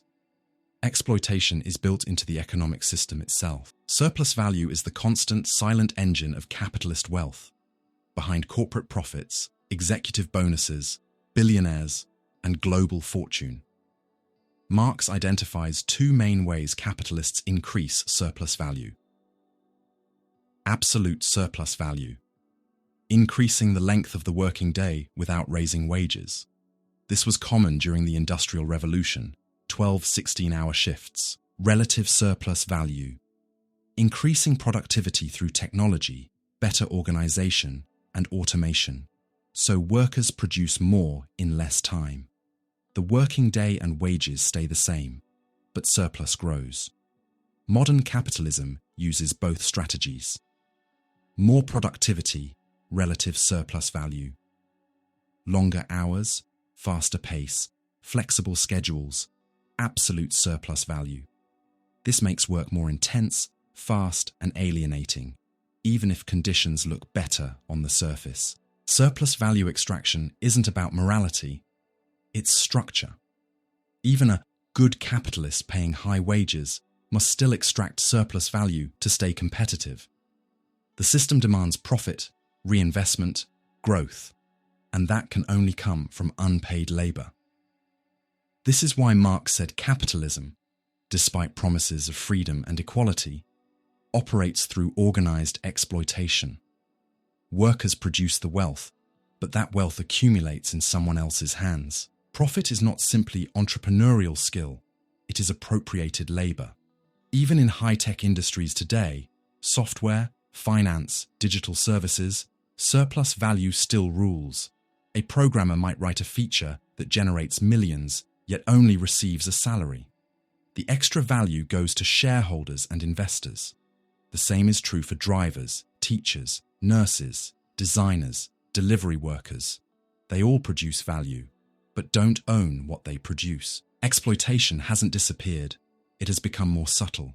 It's now hidden behind friendly interfaces, flexible jobs, performance bonuses, and startup culture. But the logic remains. Capital lives off labor. Labor does not live off capital. Global inequality, wealth concentration, and power imbalances are still fueled by the worldwide extraction of surplus value. With this theory, Marx offers more than an economic argument. He offers a philosophical critique of modern society. Surplus value is not just about money, it is about life itself. Human life turned into a resource, measured in productive hours, targets, and performance metrics. Existence reduced to the logic of profit and accumulation. The theory of surplus value, developed by Karl Marx, is one of the most powerful and uncomfortable contributions to modern critical thought. By showing that profit in capitalism comes directly from exploiting labor, Marx hit a nerve that still shapes economic and social relations today. The inevitable question becomes, is there any kind of profit that doesn't involve exploitation within Marx's logic? To answer that, we need to clarify what Marx means by profit. In capitalism, profit isn't just a reward for entrepreneurial effort or a prize for taking risks. In Marx's view, profit is simply the money expression of surplus value, the extra value created by workers and taken by capitalists. That surplus comes from the difference between the value a worker creates during the day and the wage they receive. Since the wage only covers the cost of the worker's ability to live and return to work the next day, not the full value of what they produce, the leftover value is taken as profit, interest, rent, or other earnings for capital. So, in Marx's framework, profit and exploitation are inseparable. That's the first direct answer. Inside a capitalist system, profit always comes from exploitation. Even if a business owner follows every law, pays a good wage, and treats employees with respect, they still only profit if workers create more value than they receive in wages. Exploitation is objective, not about personal morality. From here, Marx exposes several illusions. The idea that profit is a reward for innovation or individual merit ignores the fact that no product creates value without human labor. Machines, no matter how advanced, only transfer value already created. New value always comes from living labor. Profit exists because the value workers create exceeds what they're paid. But what if profit comes from something that seems unrelated to exploitation, like stocks, real estate speculation, financial investments, or automation technology? Here Marx's critique digs deeper. Even these profits come from surplus value. They're just a few steps removed from production. Financial capital only exists because surplus value was previously extracted from labor. When a shareholder receives dividends, they are sharing the surplus value extracted by the company. When an investment fund earns interest, it depends on a state or company generating future surplus, which ultimately relies on people working. Even crypto assets rely on physical infrastructure, energy, technical labor, and speculation based on value created in the real economy. So no matter how abstract or digital profit becomes, it still comes from labor. Capitalism can hide, multiply, and disguise its exploitation, but it can't remove it. But what about outside capitalism? Could there be profit without exploitation? Marx says we must distinguish profit, a capitalist form of privately appropriated surplus. Surplus, any production beyond immediate needs, which exists in every society. Surplus can fund investment, public works, collective well-being. The question is, who controls it? Who benefits from it? In capitalism, the surplus is privately owned. That's profit. In a socialist or communist vision, the surplus still exists, but is collectively controlled. Work isn't something sold to survive. It becomes self-managed, cooperative, and free. Surplus would be shared, not extracted. In this case, surplus does not equal exploitation. So the issue isn't surplus, it's private appropriation of surplus. When a few take what the many produce, exploitation. When producers control their own production and distribution, no exploitation. But today, this Marxist logic runs into a major ideological narrative, meritocracy. Many argue, profit is fair if earned through creativity, innovation, or effort. Capitalist morality says profit can be ethical. Marx answers this in advance. 1. What looks like individual merit is built on structural privilege, access to capital, credit, networks, education, ownership. Workers begin with nothing and must sell labor to survive. 2. Profit requires unpaid labor. Even startups only become profitable if they start extracting surplus from workers. So, success is never just personal. It's class-based. This argument also applies to so-called ethical, conscious, or family-style companies. Even if working conditions improve, even if employees get bonuses, profit still relies on surplus value. Workers may receive more, but still not the full value they create. To Marx, any system based on wage labor involves exploitation. Better conditions don't change the structure. Workers keep producing value. Businesses keep keeping the difference. A capitalist who refuses to extract surplus value won't survive. Competitors will push them out. So exploitation isn't a personal failing. It's a system requirement. That's what separates Marxism sharply from liberalism. Liberal view. Profit is a natural result of voluntary exchange. Marxist view. The worker has no real choice. Sell labor or starve. The freedom of the contract is an illusion under economic coercion. So within capitalism, Marx is firm. No profit without exploitation. Profit. Realize surplus value. Surplus value. Unpaid labor. Even when disguised as innovation or merit, profit carries the stamp of power imbalance. Those who produce versus those who appropriate. The only way out, according to Marx, is to move beyond capitalism, not by ending work, but by radically reorganizing the social relations of production. Collective ownership of the means of production. Elimination of wage labor. Cooperative, democratic management of production. Distribution based on shared human needs and justice. In this model, value benefits everyone who creates it, not just a few who own capital. In one of his most provocative lines, Marx wrote, "The ruling ideas of each age have ever been the ideas of its ruling class." This sentence, from the German ideology, sets up a deep, unsettling claim that our most basic ideas, values, and beliefs, what we often treat as natural, universal, or neutral, may actually be historical products designed to keep one class in power over another. For Marx, ideology isn't just a bundle of wrong beliefs or sloppy theories. It's a social and historical phenomenon directly tied to material conditions. Every society, to survive, has to produce and reproduce not only material goods, but also ways of thinking, symbols, stories, and explanations that justify its structure.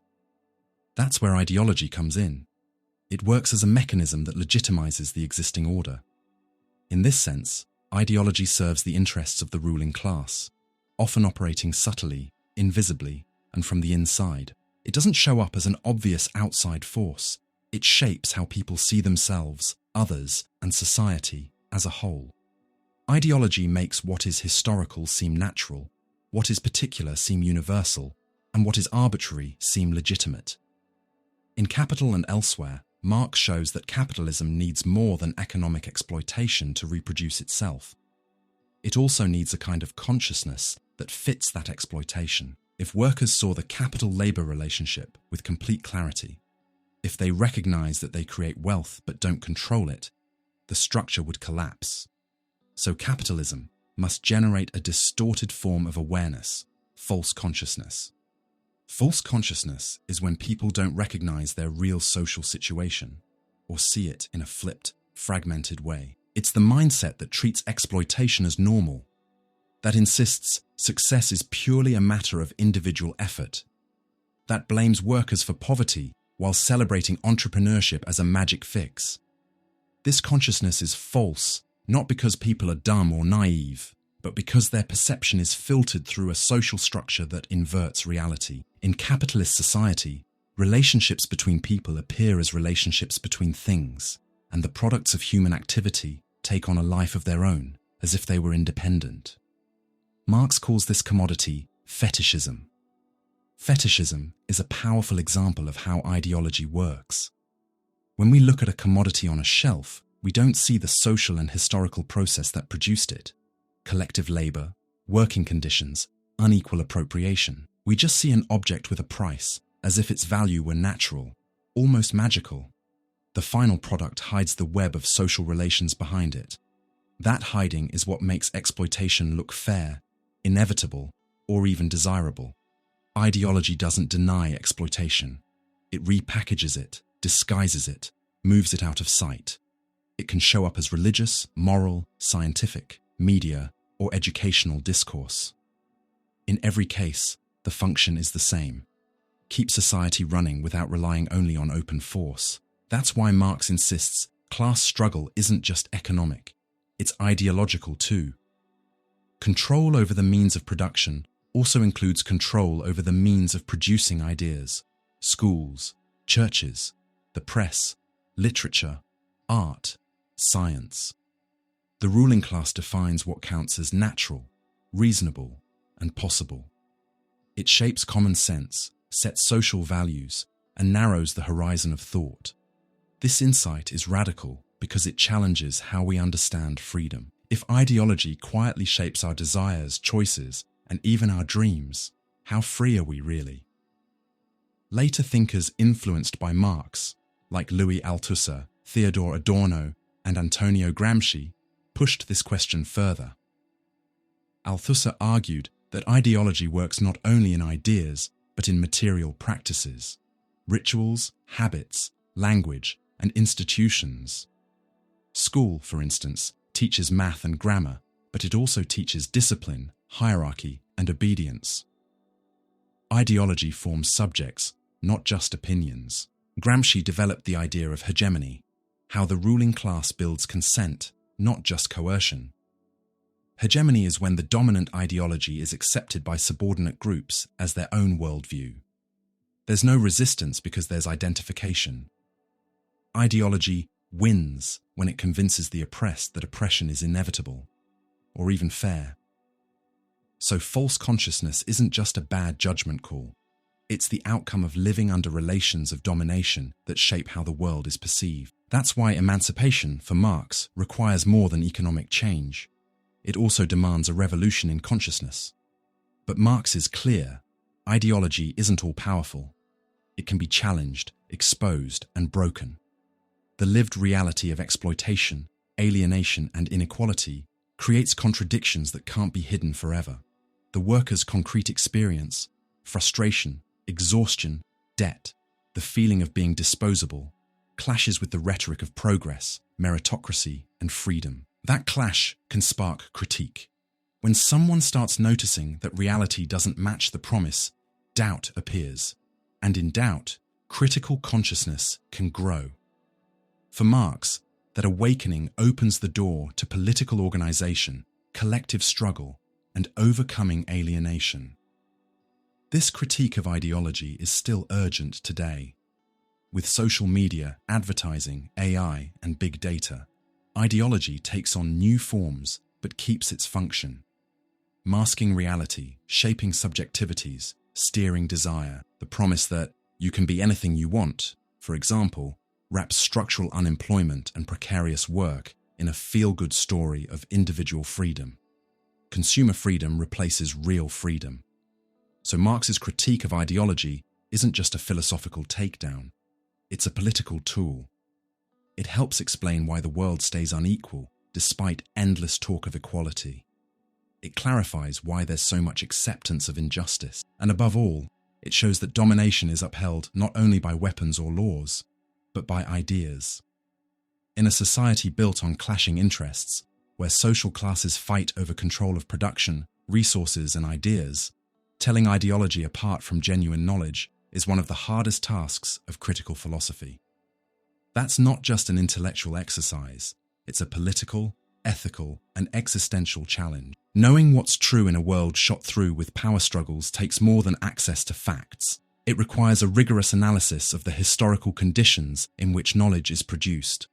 For Karl Marx, there is no knowledge that stands above social reality. Every idea, value, theory, and worldview is produced within a concrete material context shaped by class relations. That's why he says the dominant ideas of any time are usually the ideas of the ruling class. In other words, knowledge isn't neutral. It's often shaped by those who hold economic, political, and symbolic power. Ideology, in this sense, is the set of beliefs, narratives, and representations that hide this structure of domination, making the current order seem natural, fair, or unavoidable. It works by flipping reality upside down, disguising social contradictions, and promoting a way of thinking that keeps people accepting their place in the system. The challenge, then, becomes clear. If knowledge is shaped by social relations, how do we know whether what we call truth is not just another expression of the dominant ideology? Marx's answer is neither skeptical nor relativistic. He does not deny the possibility of true knowledge. On the contrary, he believes we can reach a deep and critical understanding of reality.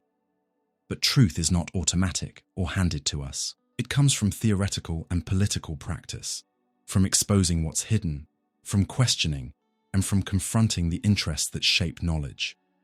True knowledge, for Marx, is knowledge that reveals real social contradictions. It looks beyond appearances and tries to understand the deeper logic that structures society. In other words, it's critical knowledge. It asks why things are the way they are, who benefits from this order, and what forces are in conflict. This view breaks with the Enlightenment idea of purely neutral truth, but it doesn't abandon rationality. Truth for Marx is historical and situated, but not arbitrary. True knowledge grasps the whole picture, the concrete totality of factors that make up social reality.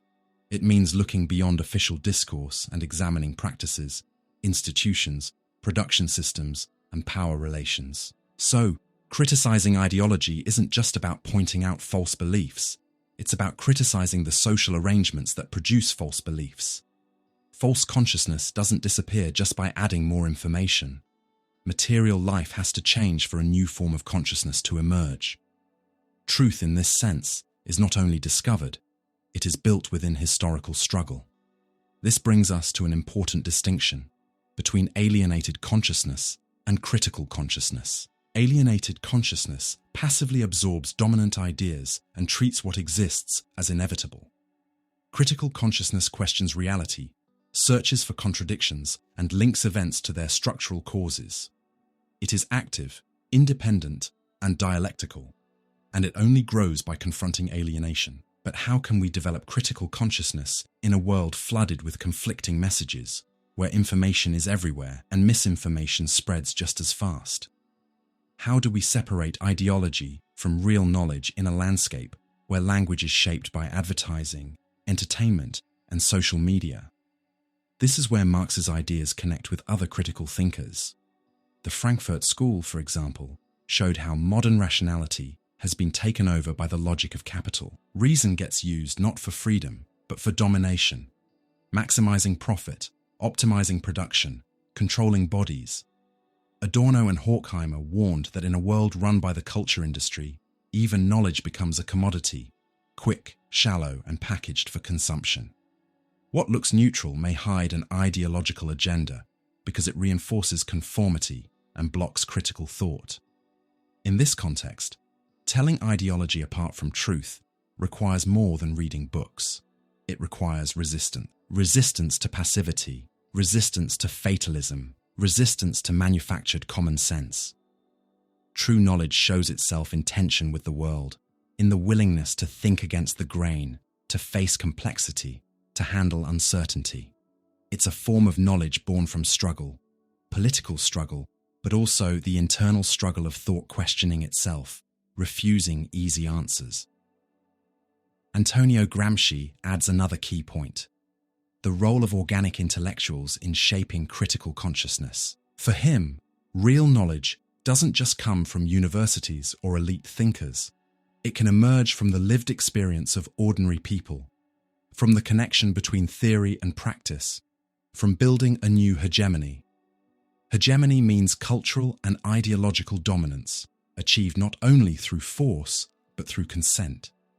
So fighting ideology isn't just about tearing things down, it's also about creating new stories, new social projects, new visions of the world. Truth is not only destructive, it is also creative. This connects with Paulo Freire's idea of a pedagogy of liberation. No one frees themselves alone. No one frees the other. People free each other together. Liberating knowledge comes from dialogue, from shared reflection on lived experience. Here, the line between ideology and truth is drawn through consciousness raising. Truth, then, is not fixed. It's a process, a messy, conflictual one. It requires confronting power, stripping away disguise, questioning the familiar. True knowledge reveals what is hidden, exposes power relations, and expands human autonomy. If ideology alienates, critical knowledge liberates. But liberation is not an individual achievement. It requires organization, solidarity, collective learning, and a critical culture. It requires time, something increasingly scarce. It requires courage, because thinking critically can be lonely. It requires persistence, because the world resists change. And finally, ideology never disappears for good. It adapts, takes new forms, finds new languages. The line between truth and ideology is always a battlefield. Critical thinking must stay alive, moving, questioning, staying close to reality. It is ongoing work, difficult work, and deeply human work.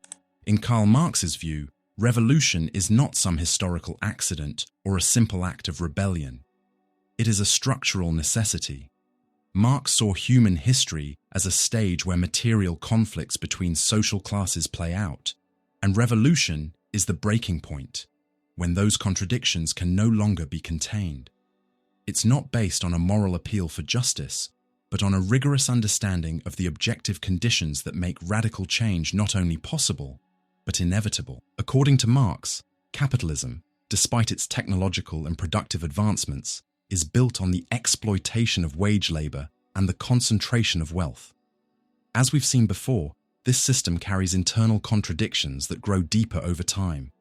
Recurring economic crises, worker alienation, growing social inequality, and the dehumanization of labor. The bourgeoisie, the ruling class, maintains its power through private ownership of the means of production and through control of the state, law, culture, and ideology.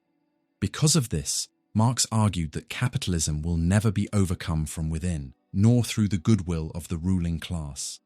The bourgeoisie will never willingly give up its privileges. Real change can only come through the conscious and organized action of the working class, the proletariat, which, for Marx, is the revolutionary subject of history. It's important to clarify that Marx did not see revolution as just random violence or a spontaneous uprising. For him, revolution is the necessary outcome of a historical and dialectical process, a clash between increasingly advanced productive forces and relations of production that can no longer support them. Capitalism pushes the development of productive forces so far that capitalist property relations eventually become a barrier to human progress. That moment of rupture requires a complete transformation, not reforms inside the system, but a total replacement of the economic foundation and the institutions built on top of it. When workers become aware of their position and historical role, they organize to overthrow the system of exploitation and build a new order based on collective ownership of the means of production. This new order is socialism, which Marx did not treat as a utopian dream, but as a practical and necessary outcome of historical development. While capitalism is rooted in private accumulation and competition, socialism aims to organize production and distribution rationally, based on cooperation, democratic planning, and the end of class division. In the transition from capitalism to communism, Marx wrote about the dictatorship of the proletariat, a phrase that often causes misunderstanding. He wasn't talking about an authoritarian regime in the modern sense, but a historical phase where political power shifts from the bourgeoisie to the working class. It's a transitional stage where the state still exists to reorganize society, but which Marx believed would eventually fade away as class contradictions disappear. Revolution, then, is not the end. It's the beginning of deep transformation, political, economic, cultural, and even personal. Through revolutionary action, society can rebuild its institutions, redefine human relationships, democratize power, and restore humanity to workers who have been alienated under capitalism. Marx was strongly critical of mere reformist measures under capitalism: labor laws, welfare policies, wage improvements. He didn't deny their importance, but he believed they don't address the root of the problem. These reforms ease the symptoms of exploitation, but they leave the system intact. They are tolerated and even supported by the bourgeoisie when they help prevent revolt and preserve the structure. That's why Marx insisted that revolutionary struggle must be organized, conscious, and international. Workers cannot rely on the benevolence of those in power. They must build their own forms of organization: militant unions, revolutionary political parties, workers' councils, community committees. And this struggle must go beyond national borders, because capital operates globally, and workers' emancipation must also be global. In the Communist Manifesto, Marx and Engels write, "The workers have no country." This does not deny cultural identity. What they expose is that the nation-state primarily protects the interests of the ruling class. The bourgeoisie uses nationalism as an ideological weapon to divide workers and stop them from uniting in a common cause. The proletarian revolution, therefore, is a class action that goes beyond the nation, aiming toward a society without classes, without a state, without exploitation, and without alienation. That horizon is communism, not a rigid blueprint or dogma, but an open historical goal where everyone's freedom depends on the freedom of all. Marx also knew that revolution does not happen because of individual will or moral outrage. It emerges from concrete historical conditions: sharpening contradictions in capitalism, institutional failure, a crisis of legitimacy in the ruling class, and especially the rise of class consciousness. This subjective factor, class consciousness, is essential. Without it, workers remain trapped in false consciousness, accepting exploitation as if it were natural or unavoidable. Revolution, therefore, requires ideological, educational, and cultural struggle, exposing dominant narratives, revealing the mechanisms of oppression, and forming people capable of acting collectively.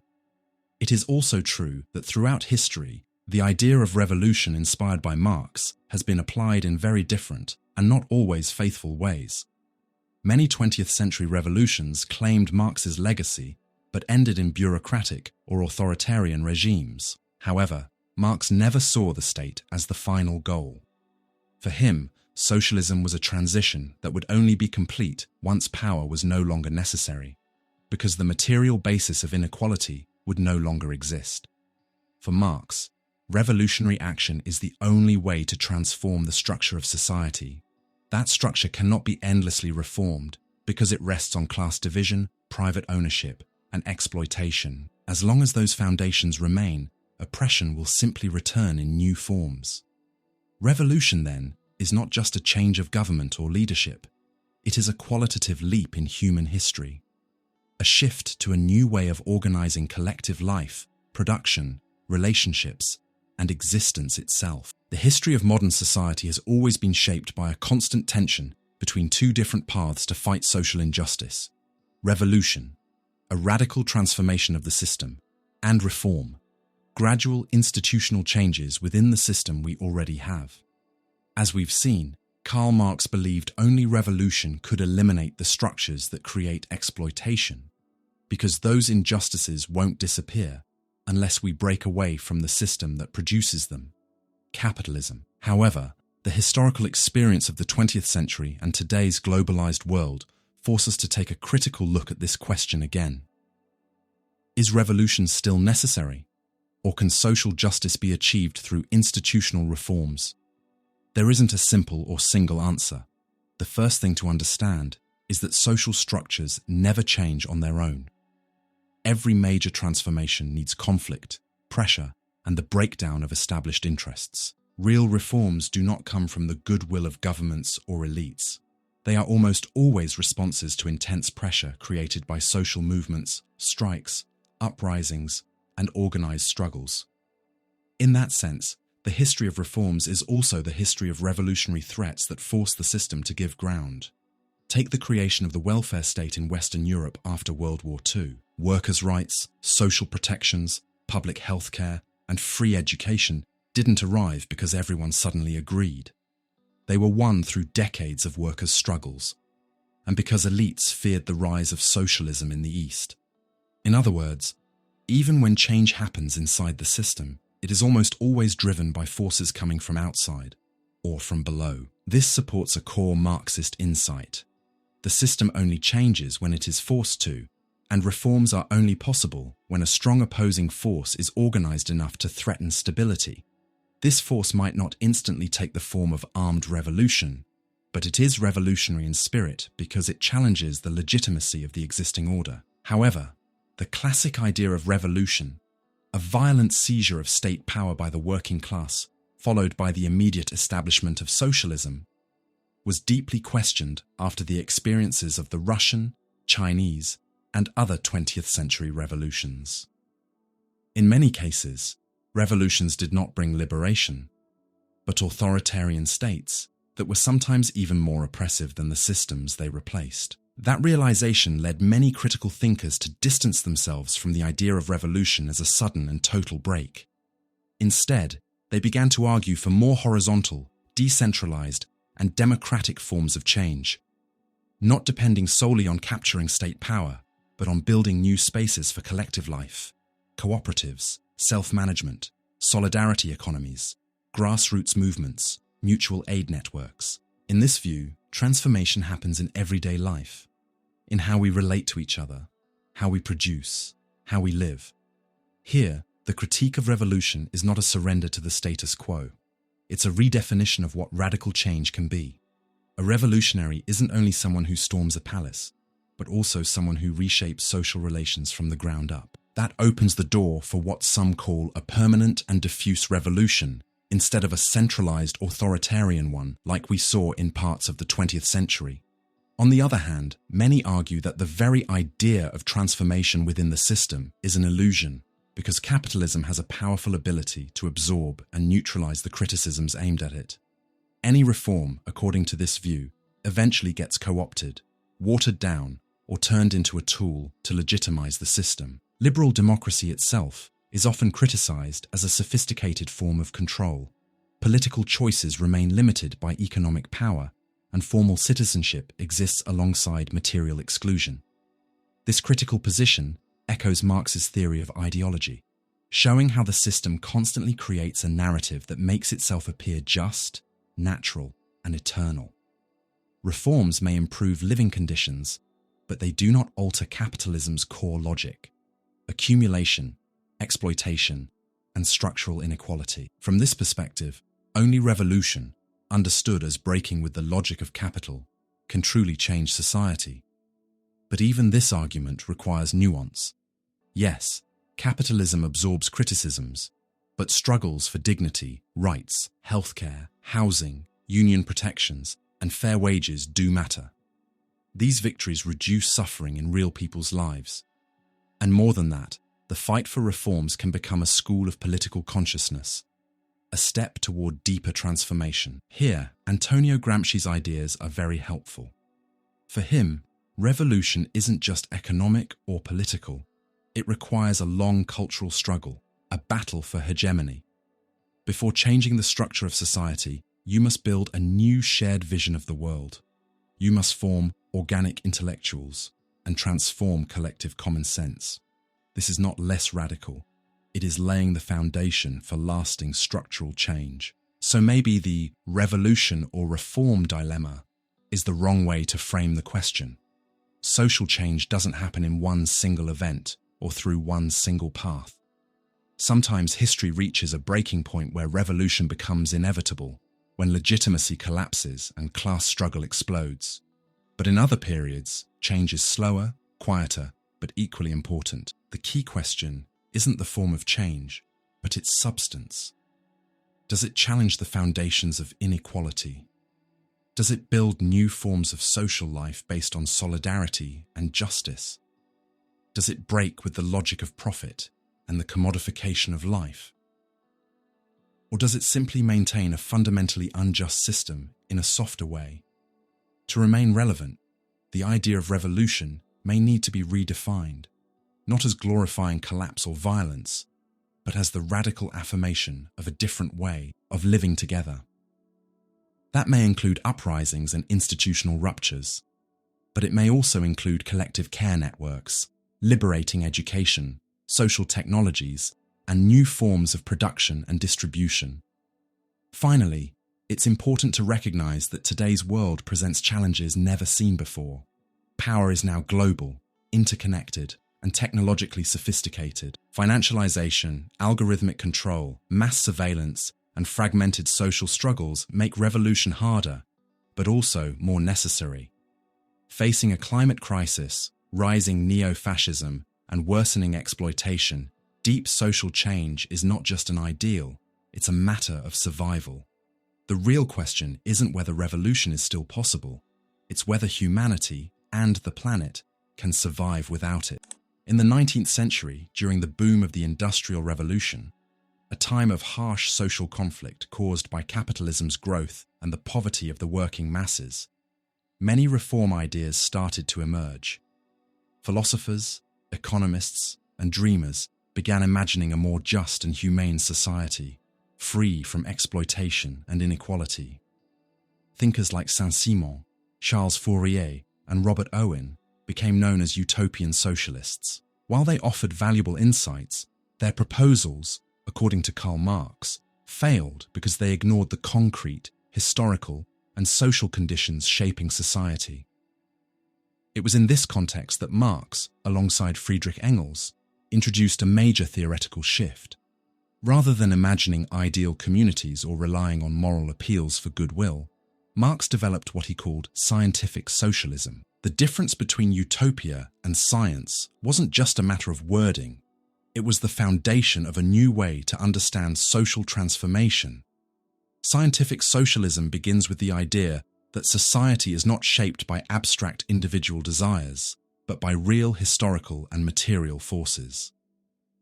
That means social change cannot be thought of outside the reality of class relations, economic structures, and the internal contradictions of the current mode of production. Marx didn't believe capitalists would willingly give up their privileges, or that education alone could create a just society. For him, real emancipation depends on real struggle, rooted in real conditions. In the Communist Manifesto, 1848, Marx and Engels clearly explain this difference. Utopian socialists do not understand the struggle between classes, nor the revolutionary role of the proletariat. They try to solve social problems with abstract plans and idealistic projects. In other words, utopian socialists saw people suffering, but their solutions were disconnected from the real contradictions of capitalism. They ignored historical dynamics, material forces, and the central role of class struggle. Marx instead identified the seeds of capitalism's downfall within capitalism itself. And according to him, its transformation can only come from the class that experiences exploitation directly, the proletariat. So scientific socialism is not a fixed doctrine or a perfect picture of the future. First and foremost, it is a critical analysis of the present, of the conflicts at play and the objective tendencies that point toward a new horizon. Marx doesn't start by saying, society should look like this. Instead, he asks, how does society actually work? What are its contradictions? Which class has both the motivation and the ability to transform it?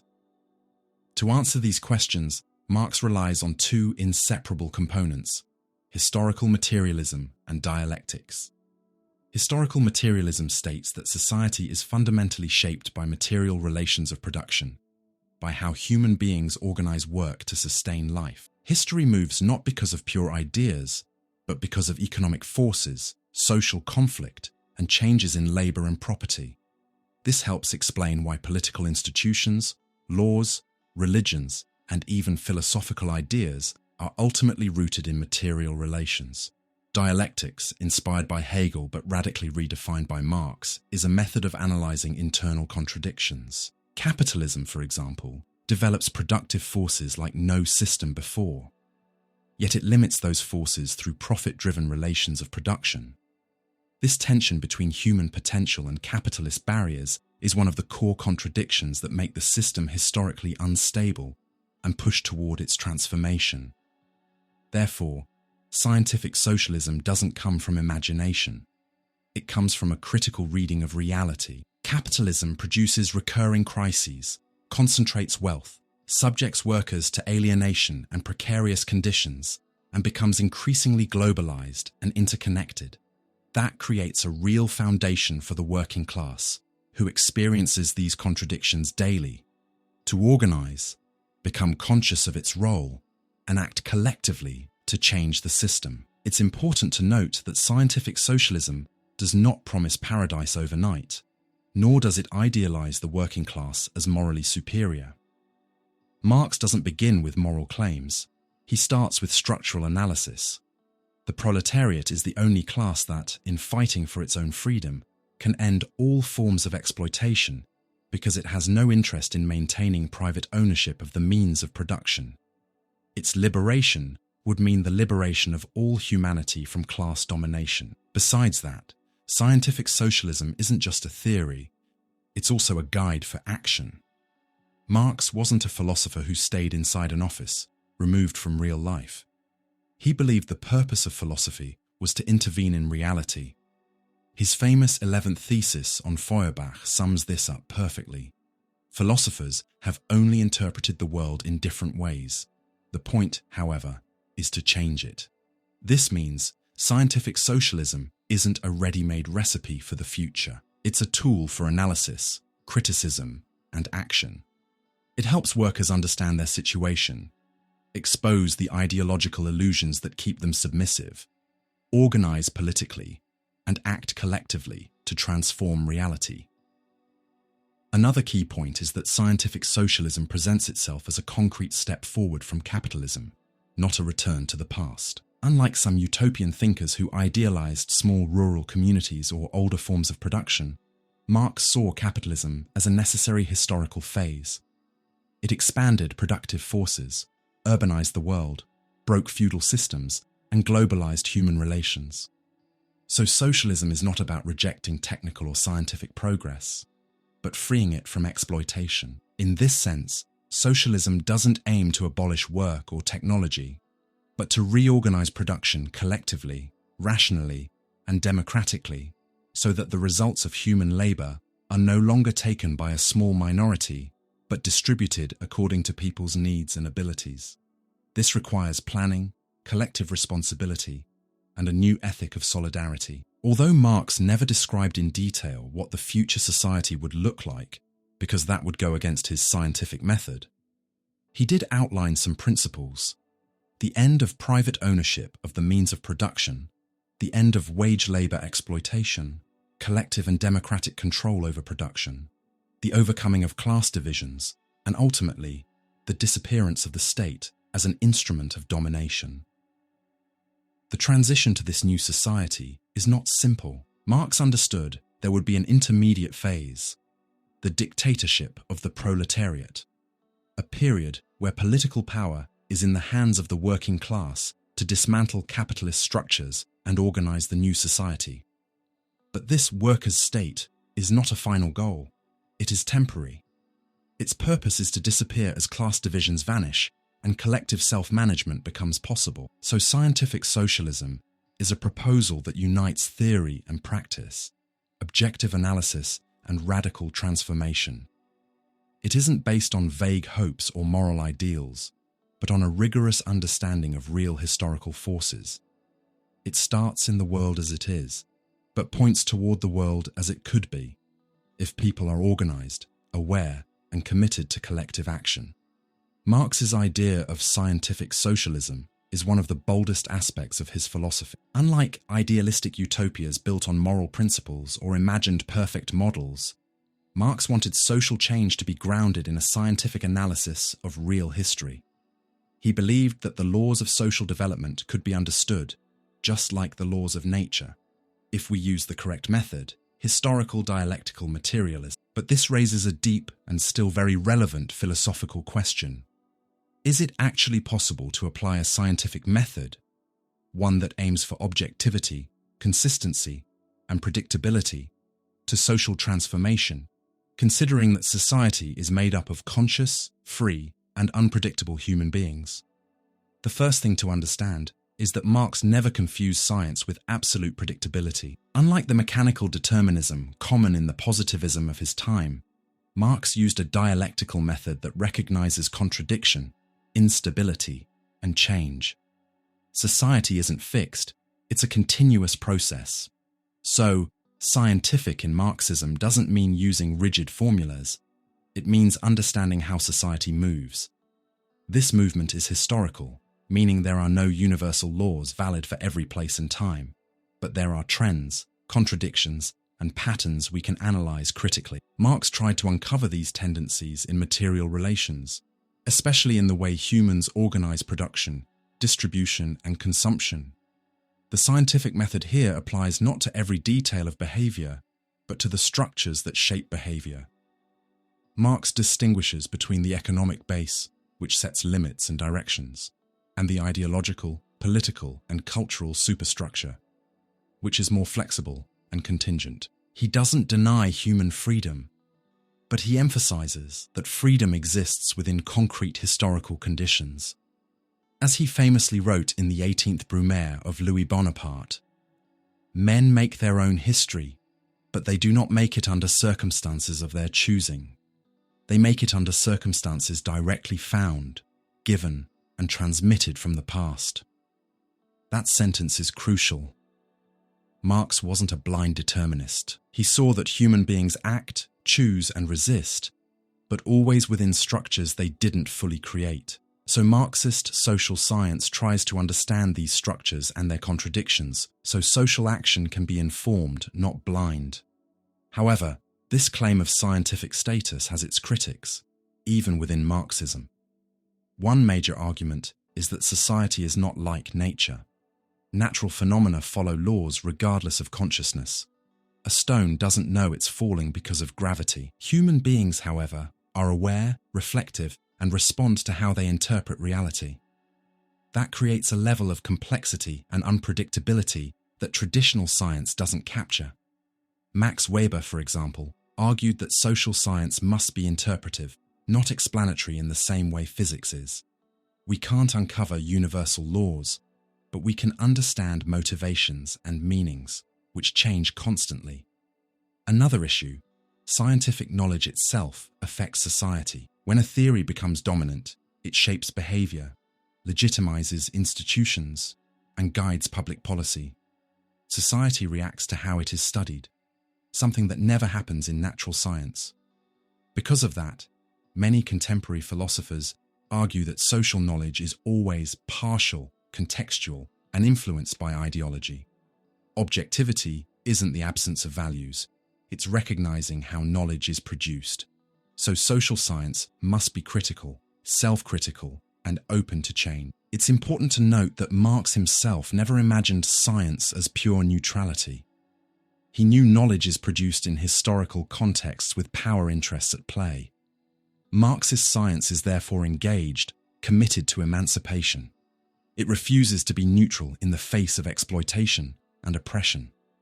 Its purpose is to understand the world, to change it.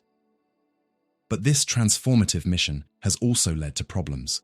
In the 20th century, some regimes used scientific socialism as a justification for authoritarian control, planning entire societies based on supposedly scientific models, while eliminating dissent and human unpredictability. In these cases, the idea of science turned into dogma. The result was damaging. Bureaucratic, centralized, and repressive systems that betrayed the dialectical and critical spirit of Marx. The attempt to predict and control everything led to technocratic authoritarianism, where human life became constrained by a rigid state. So, the question, how scientific can social transformation really be, requires a dialectical answer. Yes, we must analyze society with rigor, method, and awareness of structural contradictions. But no, we cannot treat society like a predictable machine or people like programmed robots. The challenge is to unite analytical rigor with historical and human sensitivity. Social change requires understanding structures, but also recognizing human freedom. It needs awareness of trends, but openness to the unexpected. It needs planning, but space for creativity and spontaneity. That tension is productive. It prevents both fatalism and blind faith. It reminds us that social science isn't engineering. It's a critical, ongoing, and dialogical practice. Its job isn't to determine the future, but to help open new paths, expand awareness, and ground collective choices. Antonio Gramsci reinforced this by proposing a philosophy of praxis. For him, social science cannot be separated from action, but it also cannot dictate action like a closed doctrine. It must illuminate reality and reveal possibilities, always in dialogue with the lived experiences of ordinary people. Truth is built in struggle, not imposed from above. This same spirit appears in Paulo Freire's work. Although not a strict Marxist, he believed that real knowledge comes from dialogue with reality, from questioning lived experience, from listening to the oppressed. Liberating knowledge isn't forced, it is created collectively. So, scientific social transformation must never become technocracy or imposition. It represents a commitment to critical reasoning, grounded in reality and responsible for its consequences. It refuses easy illusions, without falling into the arrogance of those who think they can control history. The way a society understands history says a lot about how it sees itself in the present and what it expects for the future. For Karl Marx, history is not just a timeline of events or a random collection of stories like we often find in school textbooks. It also isn't guided by luck or by a few great individuals or by divine providence, ideas that were very common in his time. For Marx, history is a dialectical process driven by real, material, structural conflicts that come from contradictions inside society itself. This view of history is tied to his criticism of ideology and of Hegel's idealism.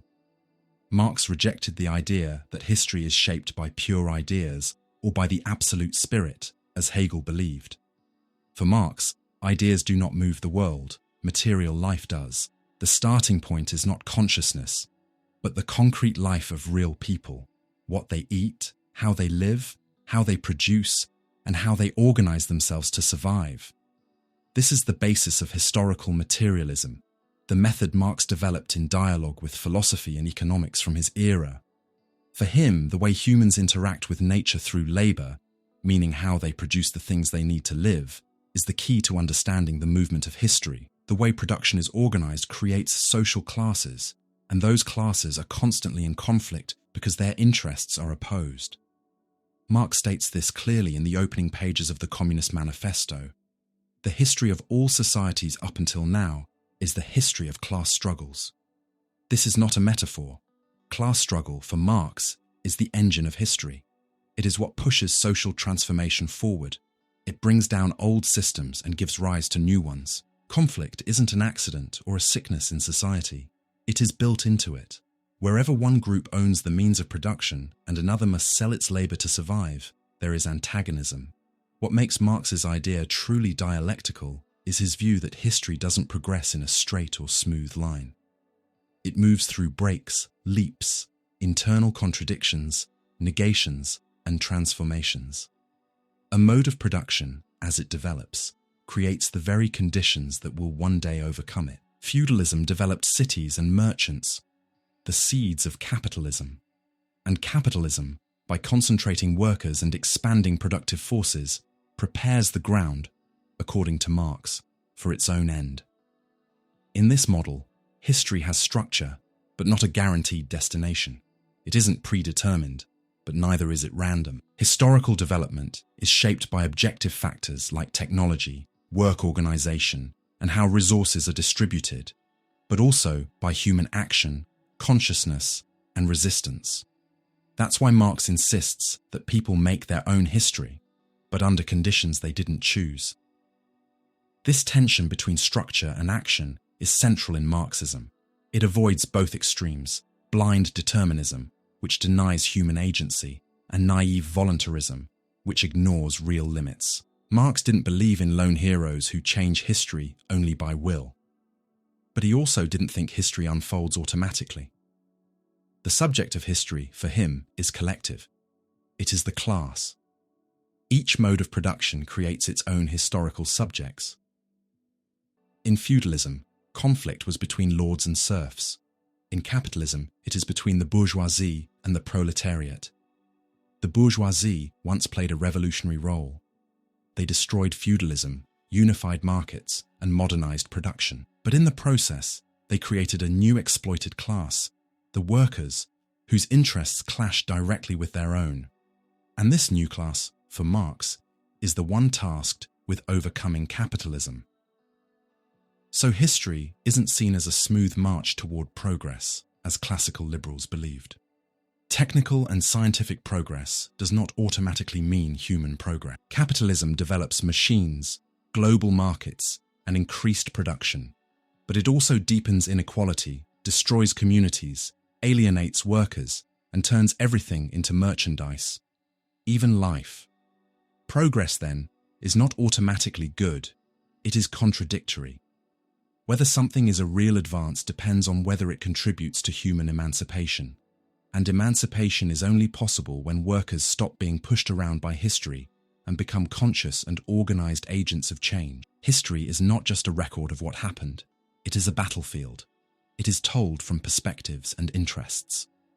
Marx understood that traditional historians often erase class struggle, glorify those in power, and silence the oppressed.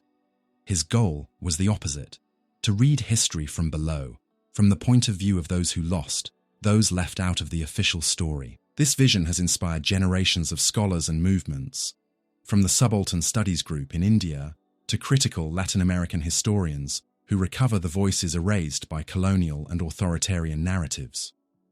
The idea that history is shaped by material conflicts, and that it can be changed, remains one of Marxism's most influential contributions. At the same time, this dialectical view of history invites us to look at the present critically. Marx didn't see history as a museum of ruins, but as a mirror reflecting our contradictions. The way we live today, with economic crises, inequality, and political instability, is not natural or eternal. It is the result of a historical process that can be understood and transformed. Since Marx proposed his materialist conception of history, many thinkers, supporters, critics, and reformers have asked a fundamental question. To what extent can the Marxist model, focused on structures, classes, and material processes, explain the unpredictability of human action, the unique decisions of individuals, and the surprising events that change history? After all, history is not only made of impersonal forces, but also of real people, unexpected moments and choices that do not follow fixed laws. The first thing to clarify is that criticism of Marxism's rigidity has never been unanimous or uniform. Some accuse Marx of historical determinism, the idea that modes of production follow one another almost mechanically: feudalism, capitalism, socialism, communism, as if the future were already written in the laws of history. Others, who pay closer attention to Marx's actual method, recognize that his dialectic is far from linear or predictable, and that he never denied the role of human action, consciousness, or even chance. In the 18th Brumaire of Louis Bonaparte, Marx writes, "Men make their own history, but they do not make it as they please. They do not make it under circumstances they have chosen for themselves, but under circumstances directly encountered, given, and transmitted from the past." Key. This well-known phrase clearly expresses the central tension. Human action is limited, but not erased. The individual doesn't act in a vacuum, but is also not just a puppet of structures. There is room for choice, for mistakes, for innovation, but action always happens inside a field of forces that already exists, that constrains and shapes the subject. So, the Marxist model does not deny the importance of individual action or contingency. What it denies is that this action is the primary motor of history. Instead, it proposes that people act within historically determined social structures, and that the material contradictions of those structures, especially class contradictions, are what guide the general direction of events. However, many thinkers in the 20th century, faced with political disasters and dramatic historical turns like fascism, dictatorships, and revolutions that betrayed their goals, began to emphasize unpredictability, subjectivity, and singular events. In this perspective, history is shaped by unexpected breaks, by individual actions that change the course of things, by events that escape any systemic logic. One major figure in this debate is Hannah Arendt. Although critical of Marxism, she offers a perspective that still speaks to this tension. For Arendt, human life is fully realized in unpredictable political action, the freedom to begin something new, in a public space defined by plurality. She believes that history is deeply contingent, shaped by events that cannot be explained only through structures. The appearance of something new for Arendt cannot be logically deduced from what came before. It is always a beginning, a rupture, almost a miracle. Does this focus on spontaneity and contingency make dialogue with Marxism impossible? Or is there a possible reconciliation? The most promising answer seems to lie in the idea that structure and agency are not absolute opposites, but complementary dimensions of social reality. Structure shapes action, but does not completely define it. Action matters, but never in a void. Some contemporary theorists call this approach open Marxism, or relational dialectics. A key example is the British Marxist historian E.P. Thompson, author of The Making of the English Working Class. Unlike mechanical readings of Marx, Thompson rejects the idea that the working class was simply produced by capitalism. He shows that class is a process, a lived experience, that forms through struggle, culture, and real conflicts. For Thompson, class happens when people, as a result of shared experiences, feel and articulate the identity of their interests as against the interests of others. This view brings back the subjective side of class struggle without abandoning the structural framework. In other words, class formation is not an automatic result of the relations of production. It is a concrete historical process filled with uncertainty, where individual actions and unexpected events play important roles. Another thinker who works to integrate structure and agency is Raymond Williams, with his concepts of structures of feeling and emergent totality. For him, culture is not just a reflection of the economic base, it is a space of struggle, where new forms of life and consciousness may appear even before they solidify in material structures. This opens room for the new and contingent inside a materialist understanding of history. More recently, Ernesto Laclau and Chantal Mouffe, influenced by post-structuralism, proposed a radical reinterpretation of Marxism. They argue that there are no fixed historical subjects, like the proletariat, and no absolute determining structures.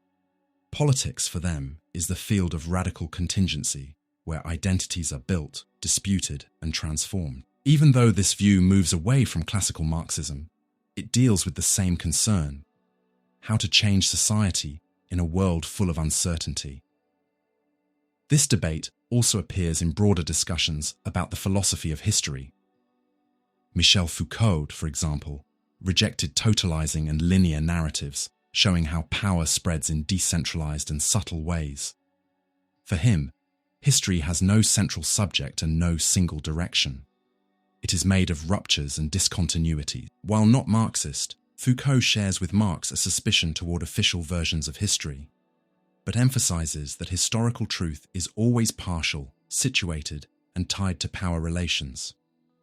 So, back to the core question.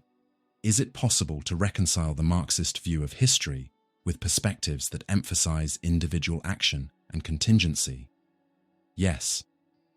But this requires an open, critical, and fully dialectical reading of Marxism itself. It means understanding history as a synthesis of structure and agency, necessity and freedom, conditions and choices. Marxist dialectics, far from being a closed system, is a method for thinking about reality in motion, full of contradictions, unpredictability, and unrealized possibilities. This reconciliation also has practical consequences. If structures do not determine everything, but instead shape a field of possibilities, then political responsibility matters. Human action, individual and collective, makes a difference. It can speed up or slow down historical processes, create breaks or reinforce continuity. The future is not guaranteed. It is contested. Recognizing contingency and human action doesn't weaken Marxism. It strengthens it. It reminds us that we can't just wait for history to move by itself. We must act, struggle, organize, imagine, and at the same time, we must understand the conditions around us, so that our action is not blind, not naive, not disconnected from reality. History is not a straight line, and not pure chaos. It is a dense web of structures and subjects, of patterns and ruptures, of rules and exceptions. Marx gives us a map of the forces that shape us, but human action, conscious and collective, is what draws the possible paths forward. Very few thinkers have had as wide and lasting an impact on modern political, social, and intellectual history as Karl Marx. More than just a philosopher or economic theorist, Marx became a global symbol of disruption, radical critique, and the possibility of transformation. His ideas inspired revolutions, labor movements, political parties, academic debates, and social practices, leaving a legacy that continues to spark admiration, controversy, and reinterpretation today. Since the publication of the Communist Manifesto, 1848, Marx has been read, studied, and invoked around the world as a voice for the struggles of the working class and the oppressed. His analysis of capitalism focused on labor exploitation, surplus value, alienation, and cyclical crises, provided a powerful lens for understanding the dynamics of modern industrial society. But his work didn't stop at diagnosing problems. It pointed toward a path of overcoming them, a call for socialist revolution. Over time, Marxism took different institutional forms. It inspired the creation of communist and socialist parties, shaped labor unions and worker movements, and served as the theoretical foundation for revolutionary experiences like the Russian Revolution of 1917, the Chinese Revolution of 1949, decolonization movements in Africa and Asia, and popular uprisings in Latin America, such as the Cuban and Sandinista revolutions. In many cases, Marxism wasn't just a theory. It was a roadmap for action. It influenced constitutions, land reforms, public health systems, education models, and grassroots organizing. It became a major reference point in universities, impacting fields like sociology, economics, philosophy, history, geography, literary criticism, and political theory. However, this legacy is full of contradictions and has faced heavy criticism. Throughout the 20th century, many political regimes that claimed Marx's name ended up reproducing forms of authoritarianism, repression, and centralized power. Governments like Stalin's Soviet Union, Mao's China, North Korea, and other totalitarian states used Marxist vocabulary to justify political imprisonment, censorship, purges, persecution, even massacre. The most common criticism in these cases is that Marxism, while promising the end of exploitation and inequality, paradoxically created hyper-centralized states where power was concentrated in the hands of a new bureaucratic elite, the ruling party. In the name of the dictatorship of the proletariat, what emerged instead was the dictatorship of a single party that silenced diversity, repressed dissent, and controlled every aspect of social life. This criticism highlights an internal tension in Marxism. If the ultimate goal is human emancipation, how can violence, censorship, and coercion be justified as means to get there? Can a project claiming to bring freedom be built by suppressing freedom? These questions expose the gap between Marxism as a theory and Marxism as institutionalized political practice. Along with the critique of authoritarianism, Marxism has also been accused of being overly focused on economics. Many scholars argue that by placing so much emphasis on the economic base, the infrastructure, Marxism reduced politics, culture, ideology, and subjective experience to mere reflections of the economy. This deterministic view leaves little room for the autonomy of culture, ideas, and individual action. Max Weber, for example, challenged the idea that capitalism's development can be explained only by material conditions. In The Protestant Ethic and the Spirit of Capitalism, he shows how cultural and religious factors, especially Calvinist Protestantism, played a central role in shaping modern capitalism. This supports the idea that culture can have independent causal power, not just act as a passive mirror of the economy. Even within Marxism, this criticism led to major developments. Thinkers like Antonio Gramsci, with his theory of hegemony, argued that the cultural and ideological superstructure has relative autonomy from the economy. Political struggle for Gramsci doesn't happen only in factories or markets, but also, and often primarily, in culture, language, morality, education, and media. Hegemony is the power to shape common sense, to make one worldview feel natural. Therefore, any revolution must include a cultural battle. This more complex understanding of Marxism, beyond strict economic determinism, was also developed by the Frankfurt School theorists, like Theodor Adorno, Max Horkheimer, and Herbert Marcuse. Influenced by Marx, Freud, and Weber, they studied how domination continues even without open coercion, through mass culture, consumerism, and manipulation of subjectivity. Modern oppression, they argued, is more subtle, internalized, and therefore harder to fight. At the same time, Marxism also faced strong critiques from feminism, anti-colonial movements, and post-structuralism. Feminist thinkers like Sylvia Federici and Angela Davis showed that traditional Marxism overlooked domestic labor, reproductive work, and gender oppression.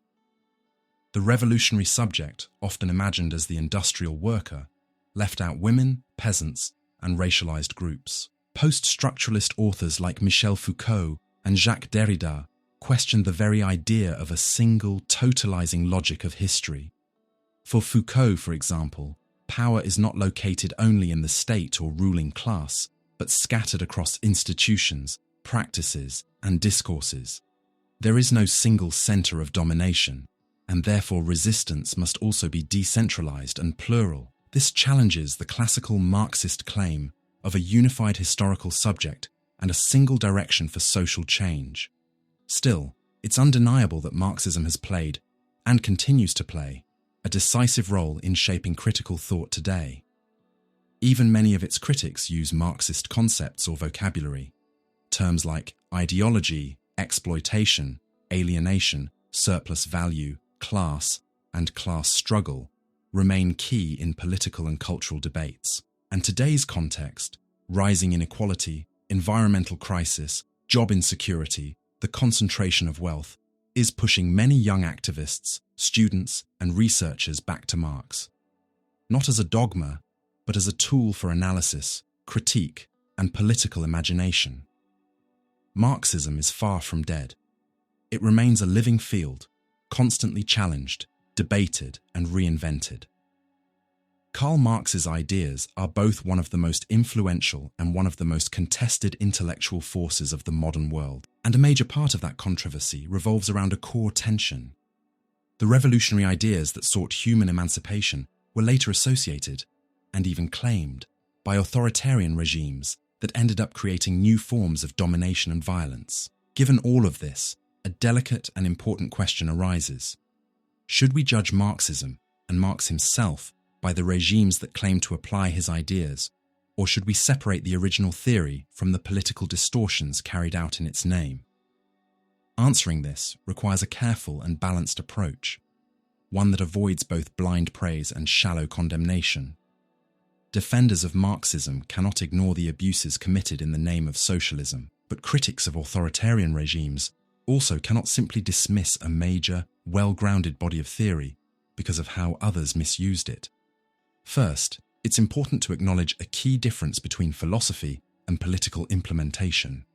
Marx's ideas came from a deep critique of capitalism, its contradictions, its exploitation of workers, and the alienation experienced by human beings in modern society. He proposed a materialist interpretation of history, a theory of class struggle, and the possibility of overcoming capitalism through radical transformation of the economy and social structure. However, Marx did not create a detailed political blueprint, nor a step-by-step manual for building socialism. He rarely described in detail what a communist society would look like. Instead, he insisted that communism would not be an ideal imposed on reality, but the real historical movement that abolishes the current system, born from capitalism's own contradictions and from the conscious collective action of the working class. As he wrote in the German Ideology, "Communism is not a condition of things that must be established, an ideal to which reality must conform. We call communism the real movement that abolishes the present state of things." This means that Marxism, at its core, is not an authoritarian project. It is a project of human emancipation, where freedom is not just a formal right on paper, but a real freedom that includes access to life's necessities, autonomy over one's labour, and true participation in social decisions. The gap between this idea and the regimes that later claimed to act in its name is significant. Regimes like Stalin's Soviet Union or Mao's China were marked by extreme centralization, repression of dissent, a massive bureaucracy, and state violence.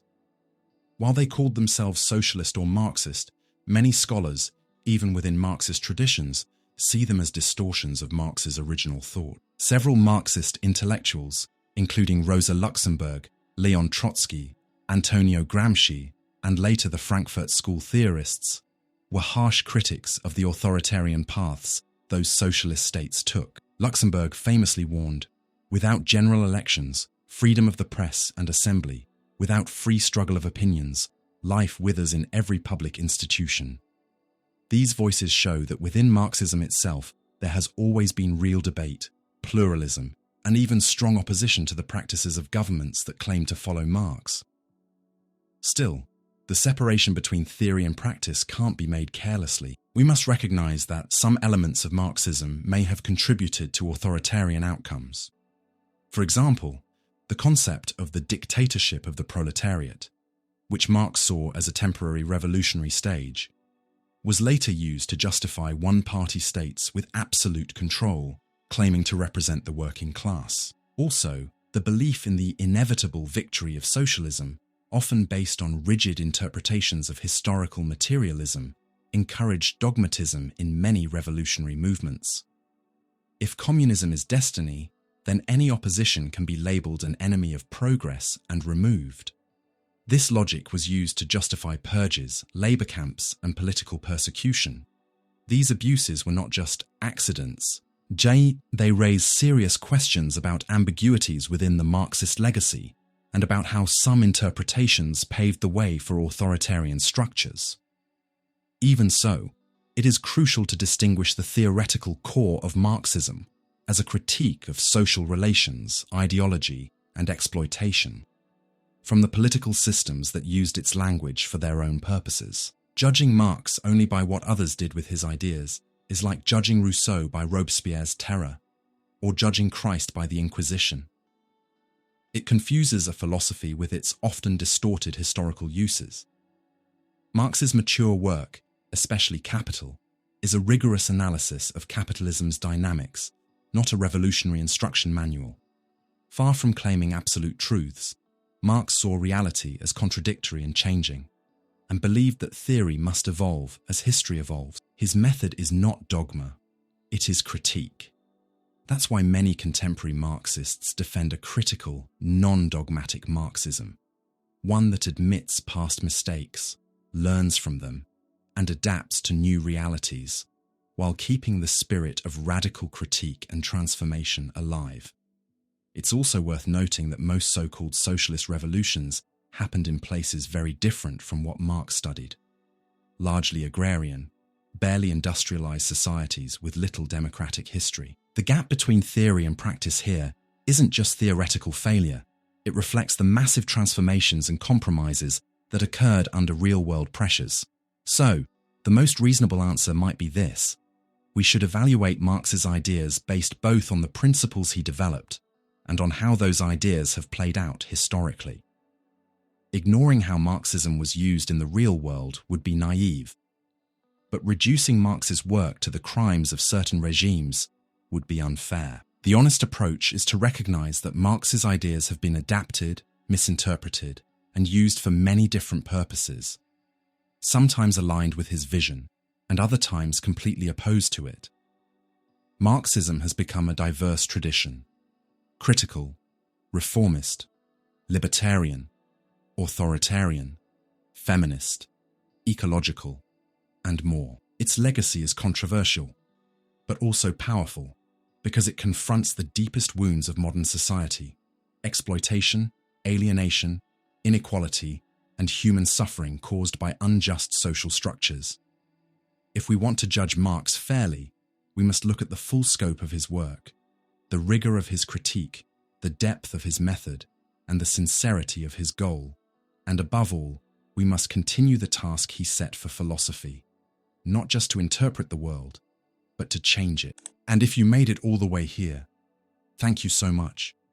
Reflecting on Marx, his philosophy, his legacy, and his contradictions isn't an easy task, but it's necessary, especially in a world where so many injustices are still treated as normal. That's what philosophy is for: to question, to challenge, to shine light on new paths. If this content made sense to you, if it sparked a thought, a question, or even disagreement, drop a comment below. I want to hear your opinion, your critiques, your questions. Philosophy happens through dialogue, and this channel exists exactly for that: to think together with you. Don't forget to like the video, because that really helps our work reach more people who are also interested in deep topics like this. And if you think this content could help or inspire someone, share it with your friends, classmates, communities, or on social media.